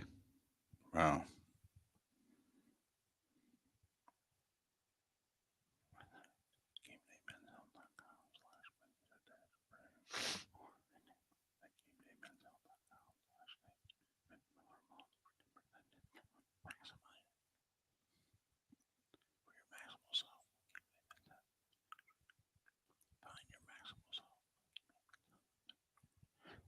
You know what the problem is that the 15-second tag is longer than 15 seconds.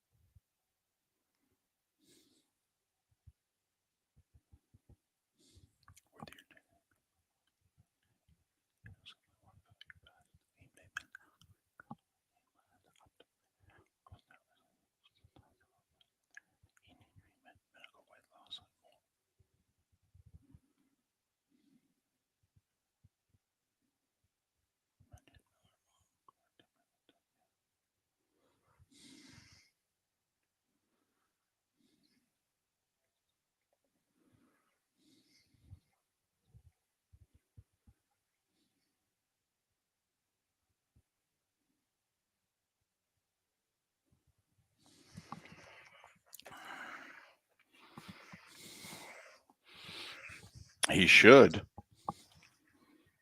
And if you had 3 concussions that we know of, wouldn't you wear the best cap helmet they have?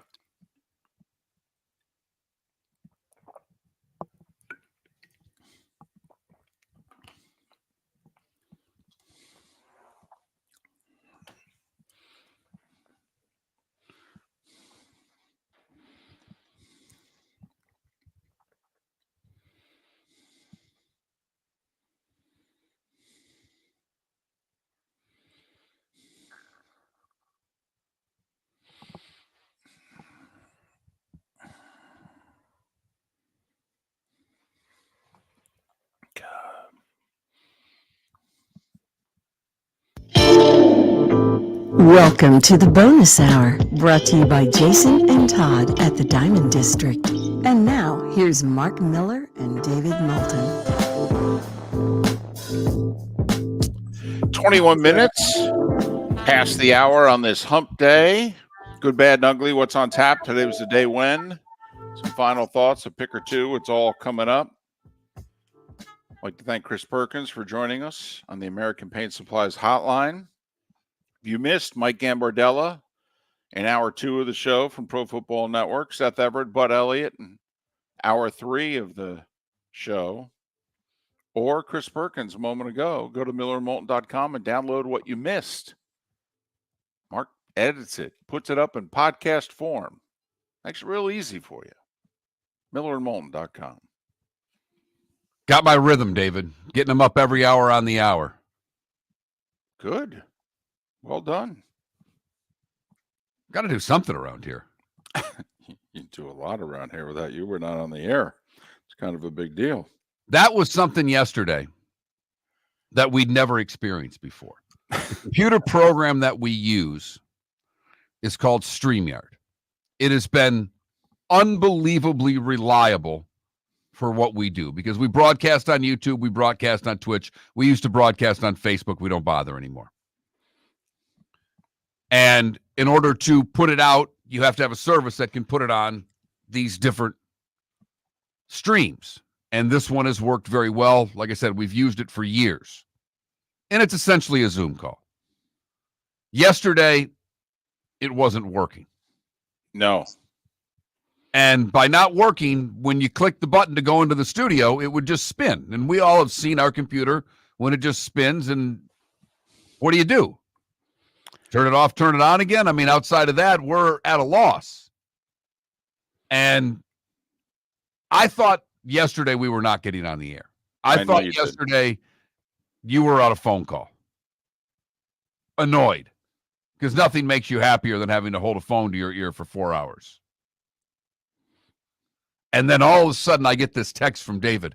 It worked. I'm in. As if he had cracked the code to the safe. Yep. And was robbing the bank. It was Ocean's 11 or 12 or whichever one of them. I got the $150 million in the casino. Let's go.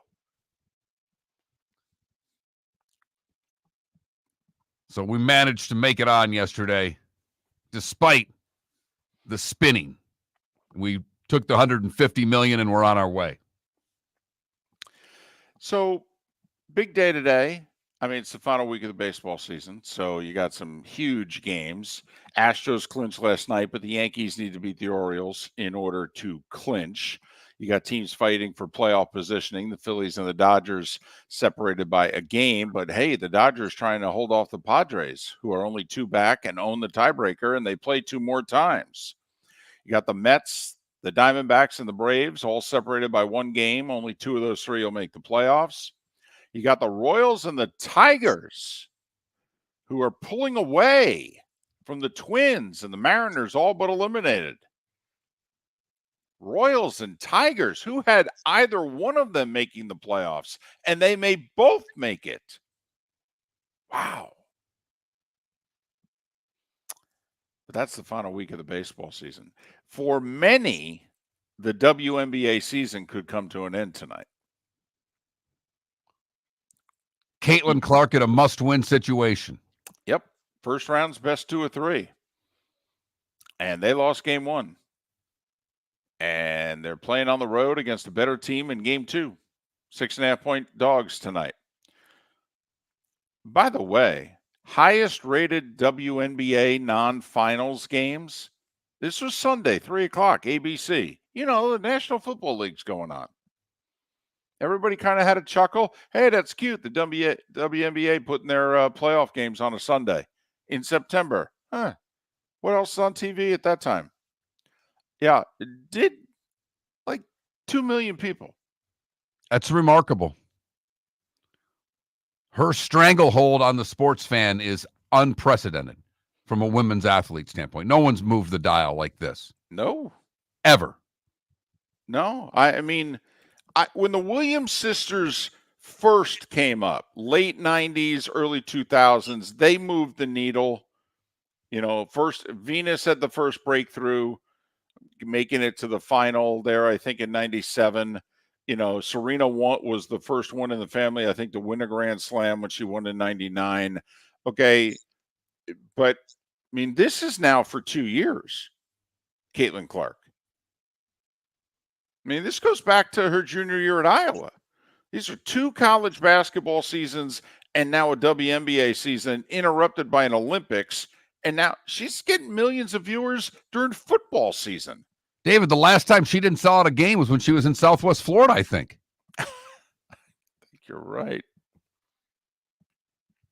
When they played in the Gulf Coast Showcase or whatever. I think that's what it's called, yeah. And played FGCU and didn't sell out that game. Which... No, they had 3 games in that tournament, and the second game was FGCU. We tried to tell everybody, but you guys don't listen to us. I mean, just, you know, when we give you information, that's not picks. Okay? We get you don't listen to our picks. We get you bet it the other way on our picks. We get that. But, you know, we're giving you good info here. Caitlin Clark's going to be in town. I know it was the Friday or Saturday after Thanksgiving. It's a huge college football weekend. I'm wondering, by the way, if people had a do-over. Because it was the Saturday of Thanksgiving weekend. It was. That's why I didn't go. Michigan, Iron Bowl, all those games. Right. Mm-hmm. But I'm wondering now how many people actually would go, you know. Don't tell anybody, but we're going to check out Caitlin Clark. I made a mistake. I should have gone. I should have taken my daughter, even though she's not a basketball player or much of a basketball fan, just to see the phenomenon that is and was Caitlin Clark. And she played really well, too. They whacked FGCU, who then came back and beat a top 20 team the very next day. Showed you how good Caitlin in Iowa was. But we digress. But I'm curious because ratings are up throughout the league. Obviously, her games, attendance, and ratings are never before seen, really, since the very first days of the league when the games were on NBC. Okay, so that's why they got million plus viewership, because we didn't have any streaming. We didn't even have as much cable as we have now. Okay, and they were on NBC. And so we're like, oh, well, check this out. But it's been well over 20 years since the WNBA's had ratings remotely close to what they're now getting on a regular basis. And that was only for their finals. Be curious how they're, like you said, just how these ratings in the finals this year go, because Caitlin will be out. Yeah. We've got a good dose of WNBA. People are more familiar with the teams and players than they've ever been before. Yeah. Will it translate to ratings without Caitlin Clark in the finals? Because they're getting, even if they get through tonight, they're not getting through Connecticut. Probably not. No, although it'd be good TV, because I think the way they do it, you get the better team hosts the first two games, but then if they don't sweep, if it's 1-1, I think game 3 goes to the lesser seed. Could be wrong there, but I thought if Indiana wins, they host game 3. You are correct. It would be Friday night. So, that.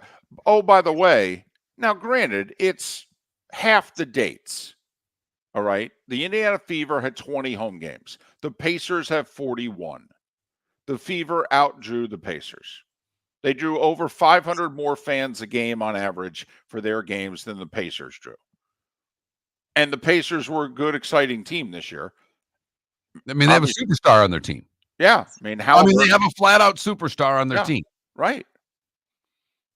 On the Olympic team and everything. Right. The Fever outdrew the Pacers by 550 fans a game.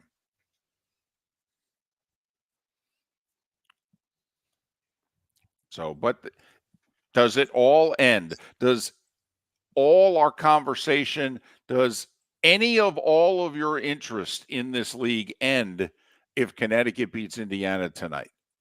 For most, I think that it does, David. I really do. I agree. Which is another reason why I think the rest of the league should be a little nicer to her, because she is carrying you, even though you don't want to admit it. Never fall over until you get a brand new rug. Oh no! Ketchup bottles act normal till you're wearing a new shirt. Oh, you kidding me? And rocks slide peacefully on the road till the day you get a brand new windshield. Then they fly up off the road and attack without mercy. That's why new windshields from Glass Doctor come with our windshield protection plan. Unlimited repairs and one replacement for 12 months. Don't just fix it, protect it. Glass Doctor. A neighborly company. The Cape Coral Police Department is growing. They are currently looking for police officers and are offering a $10,000 signing bonus to newly hired officers. If you desire a career in law enforcement, or if you are already in law enforcement and thinking about making a move to a better agency, think Cape Coral Police Department. If you're looking for a police department that is committed to excellence, that invests in the highest level of training, state-of-the-art equipment, and some of the highest compensation in all of Southwest Florida, then the Cape Coral Police Department is for you.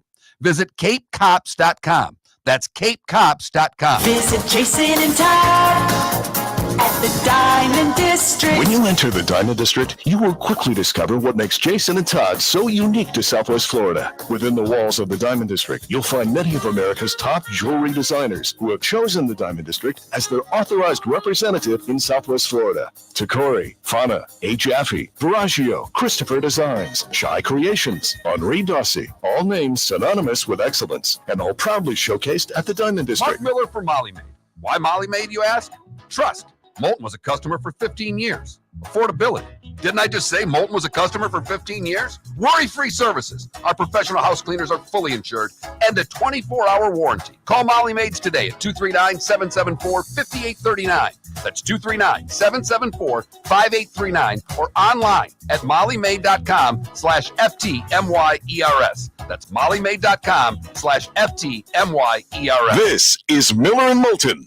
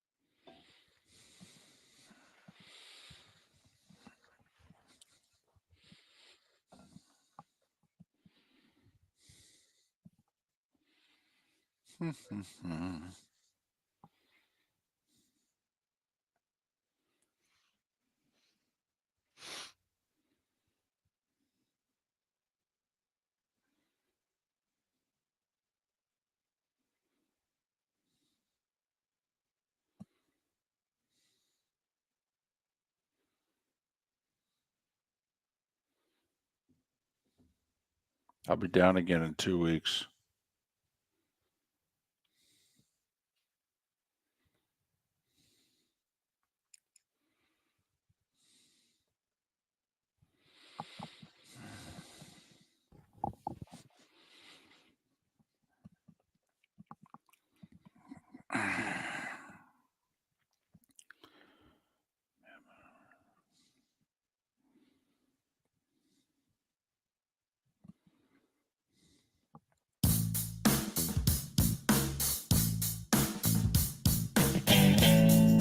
Welcome back to Miller and Moulton. Text the guys what's in your mind at 21,000. That's 21000. And now, here's David Moulton.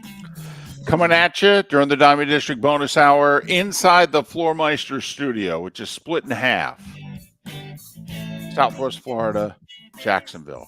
Fits the final hour of the show perfectly. You know, the 239 and the 904, which is where we're being broadcast. Miller and Moulton, millerandmoulton.com.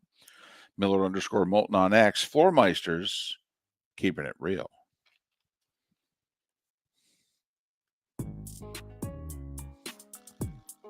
It's that time again, nearing the end, but not quite there yet. Here's Mark Miller with Today Was the Day When. All right. We start in 1780 today. Benedict Arnold defects to the British. Traitor. Rat bastard. Yesterday, we had all those things that happened in 1789. They weren't even done. They established the Supreme Court. I believe the post office. I mean, they were going nuts yesterday. And then today, they proposed the Bill of Rights. What'd you do this week, huh? Exactly. Well, you know, the Constitution and the Supreme Court and the, Bill of Rights.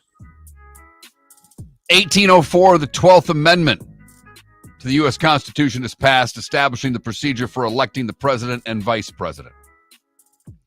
1911, groundbreaking on Fenway begins. 1926, Henry Ford announces the 8-hour, 5-day work week for workers at the Ford Motor Company. Today in 55, Al Kaline becomes the youngest batting champ at the age of 20. That is pretty impressive. That's staggering. 20 years old, batting champ. There were some Right. pretty good players in the league in 55 that hit the ball pretty well. Yes, there were. Sonny Liston KOs Floyd Patterson today in 62 in round 1 at Comiskey to win the world heavyweight boxing title. Today in 1965, allegedly at the age of 60, although it may have been older, Satchel Paige pitches 3 scoreless innings for the Kansas City Athletics.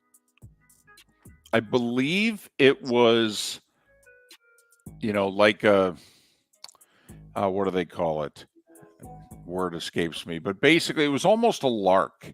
Like Charlie Finley did it just to draw some attention and, maybe a few extra fans will do, publicity stunt. That's what I was looking for, a publicity stunt.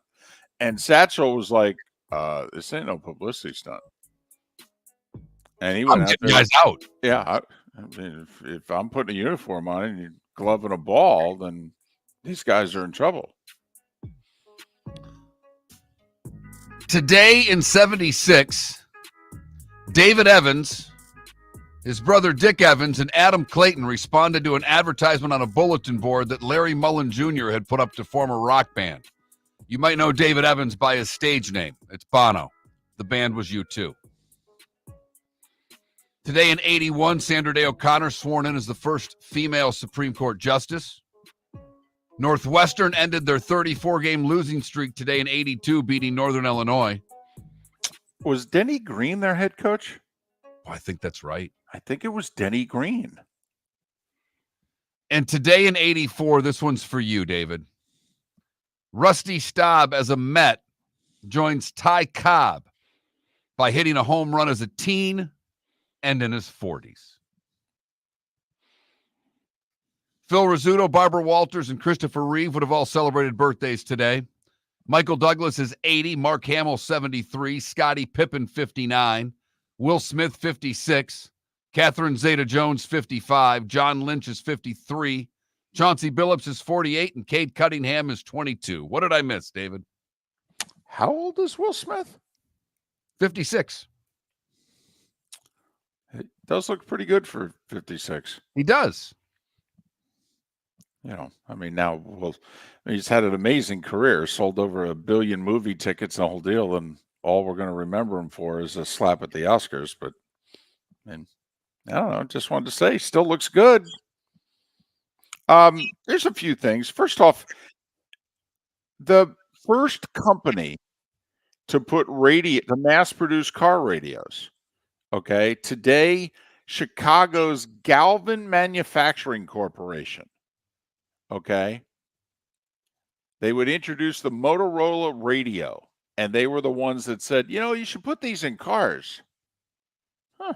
Okay. Thanks, guys. Good call. Yeah, appreciate it.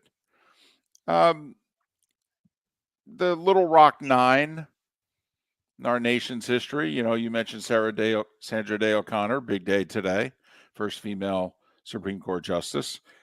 This was when, now it took the U.S. Army's 101st Airborne Division to escort them in the class, but, you know, the 9 black students in Little Rock got to go to school with everybody else. Hey, how about that? That was today in 57.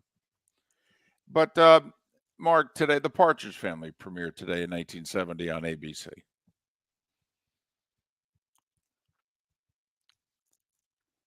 There you have it. Huh? What else can you say? I don't know if you have to say anything. All right. David Cassidy. So he's doing 20 years later. It was the early 90s. He's coming to Binghamton and he's doing a big promotional thing. Now, this was like Loretta Swift was coming through Fargo in the late 90s and she was in a play. Well, I mean, come on. You're sitting down to do an interview to promote what it is you're doing. I mean, at some point, it has to be okay for the TV station to ask you a question about MASH and the Partridge Family, right? Yep. I mean, one question. No. Cassie didn't like the Partridge Family question? He didn't want to know, and she didn't either. She was damn near belligerent about it. And I'm like, come on. Come on, Hot Lips. I mean, are you serious? It's going to be in the first paragraph of your obit. You have to know this. Now, of course, you know, I mean, in later years, David Cassidy was okay with it. Loretta's been doing interviews here in which, you know, time of her life and this, that, and the other thing, and, you know, look back fondly and what have you. And I'm like, no, not all the time you didn't.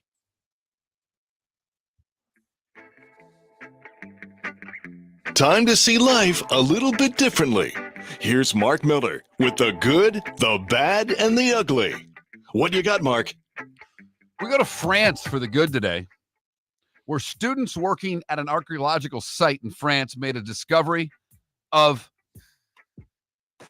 a bottle from an archaeologist who worked there 200 years earlier.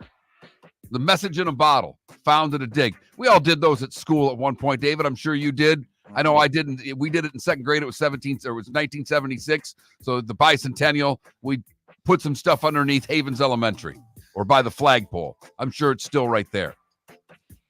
But this time it was an archaeological service, student volunteers working on a dig, and they found a small glass bottle inside an earthenware pot that had a message from the archaeologist. Pretty cool. For the bad, we go to California, where Bob and Sue Nestler have a house that's become a duplex. They have a resident living in their crawl space. It's a bear. Does he pay rent? He's not paying rent. They said they've named the bear Junior. He leaves late at night to forage for food and returns to their crawl space in the early morning. That's his den right now, they said. The Nestlers don't want to see Junior harmed. As Bob says, they're not dangerous creatures at all, unless you're a trash can. They said he's been an ideal neighbor aside from one issue. Big piles of dung. Oh, boy. Yeah. Bears are going to be bears. What if he wants more room than the den, though? That would seemingly to be a problem. Right. That's what I'm worried. You know, you kind of like him if he's going to stay in his role, stay in his spot. But what if he decides he just wants to stretch out a little bit? For the ugly, we go to Coral Gables, where a woman was rescued after crashing her Porsche on the third floor of a parking garage. The Porsche was dangling from the third floor of the garage by just its back wheels. How she managed to go through the barrier, into the wall and leave the car dangling some 30 feet above the ground. Aerial footage showed the white SUV over the edge of the garage and against a tree. The woman was inside the vehicle. Rescue workers used ropes to bring the woman to safety, and she was taken to a nearby hospital where she was in stable condition. And that is the good, the bad, and the ugly on today, September the 25th, brought to you by the Cape Coral Police Department. Go to capecops.com. That's capecops.com. $10,000 signing bonus for new officers. If you or anyone you know is looking to become a police officer, go to capecops.com and sign up today. And tell them we sent you. Hey, in fact, walk in the door and say, "Where's my 10 grand?" Miller and Moulton said I get 10 grand. They'll be like, yeah, stop advertising with them. Okay. Yeah, I know it's effective, but just stop advertising with them. You know, the chief really likes us. I know. Why are you encouraging people to go in and do things that would not help us? Well, why not? It would show that people are listening. I want my 10 grand. Where's my 10 grand? That's what I need. Well, how about this? What do I have to do for my 10 grand? Well, you got to become a cop. Well, okay. You find out right then and there. How serious are you? Miller Moulton was talking about something about you guys and 10 grand. Are you just giving that away? Not exactly. Not exactly. Come over here, sit down. Let's talk. You know, this is where, in all seriousness, if you're Rob Manfred, if we're having the morning meeting with our boss there, Commissioner Manfred, this morning, don't you just at some point have to go, hey, it's the final week of the season. We got a lot of great races and what have you. Any of these games on national television tonight? Anything, boss? Anything? No? You know, there's 2 WNBA playoff games on tonight. ESPN, too. I mean, no numbers or anything. Yeah. Caitlin Clark at 7:30, and then, you know, Phoenix and Minnesota. That could be, isn't that possibly Tarazi's last game? Yes. Because she's with Phoenix, right? I believe you're right. 42 years old. This could be her last game tonight, 9:30 on ESPN. But in all seriousness, about Major League Baseball, this is a failure on their part. That they have to figure this out. The word is they're about to lose ESPN entirely in a year, that they're going to opt out, and Sunday Night Baseball will only have one more year to it. They'll have Fox as their national partner, and that's it. But, you know, I mean, correct me if I'm wrong. Do you see any of these games on FS1 tonight? Last night, it was the Yankees and Orioles on TBS. On TBS. That's their night.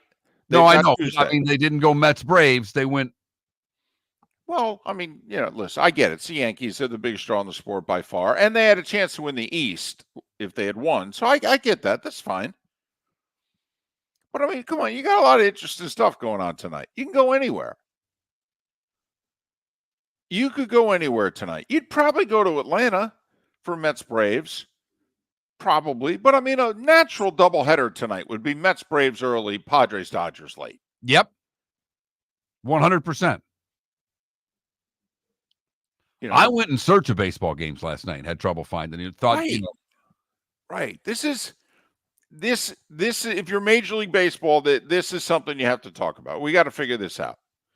Is there a way? I don't know. Is there a way to buy our way on a national TV? It's the week before the playoffs. We kind of want people to watch. Fox might actually encourage us to do so because most of the games are on them.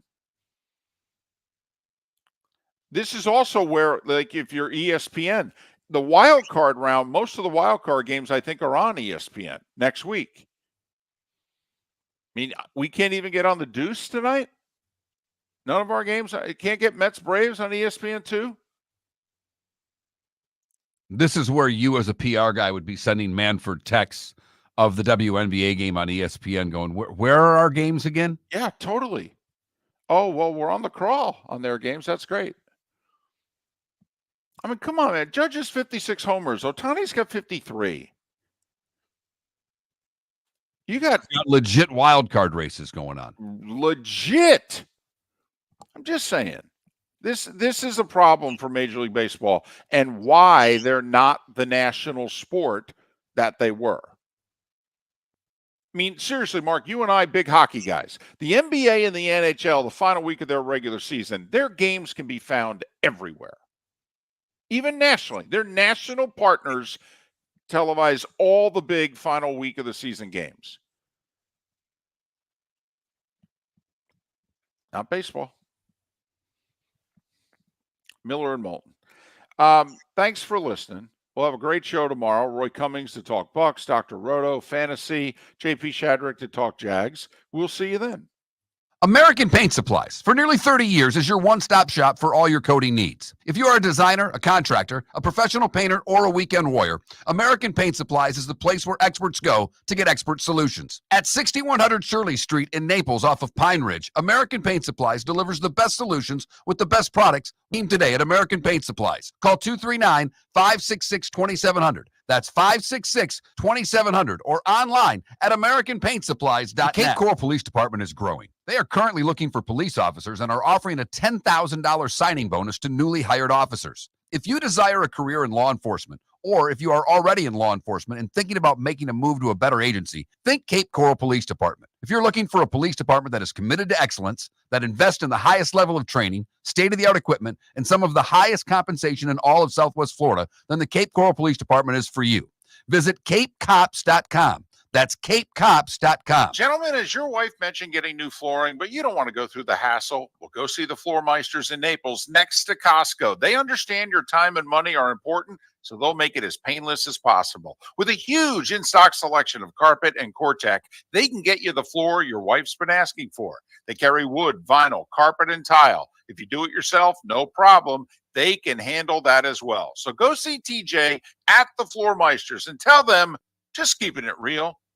Do you have a sleep problem but don't want to wear a CPAP mask? This is Mark Miller for Sleep Treatment Direct. The mask wasn't working for me, and I didn't think I had an alternative. I do. We all do. They have such simple alternatives with greater success than the mask. Visit SleepTreatmentDirect.com. That's SleepTreatmentDirect.com. And if you are like me and your CPAP machine isn't working for you, it's time for a change. Call 239-444-1741. That's 239-444-1741. Sleep Treatment Direct. Sleep safe and sound. At Physical Therapy and Balance Centers, our goal is to help you love your life. When your life is sidelined by an injury, dizziness, surgery, or condition keeping you from doing what you love, we're here to help you heal and feel your best. Our therapist's evaluation will determine the root cause of your health challenges, resulting in a unique treatment plan customized just for you. Visit www.physical.com to find your nearest location and see how we can help you love your life. Mark Miller for Molly Maid. Why Molly Maid, you ask?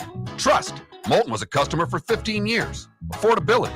Didn't I just say Moulton was a customer for 15 years? Worry-free services. Our professional house cleaners are fully insured and a 24-hour warranty. Call Molly Maids today at 239-774-5839. That's 239-774-5839 or online at mollymaid.com/FTMYERS. That's mollymaid.com/FTMYERS. This is Miller and Moulton.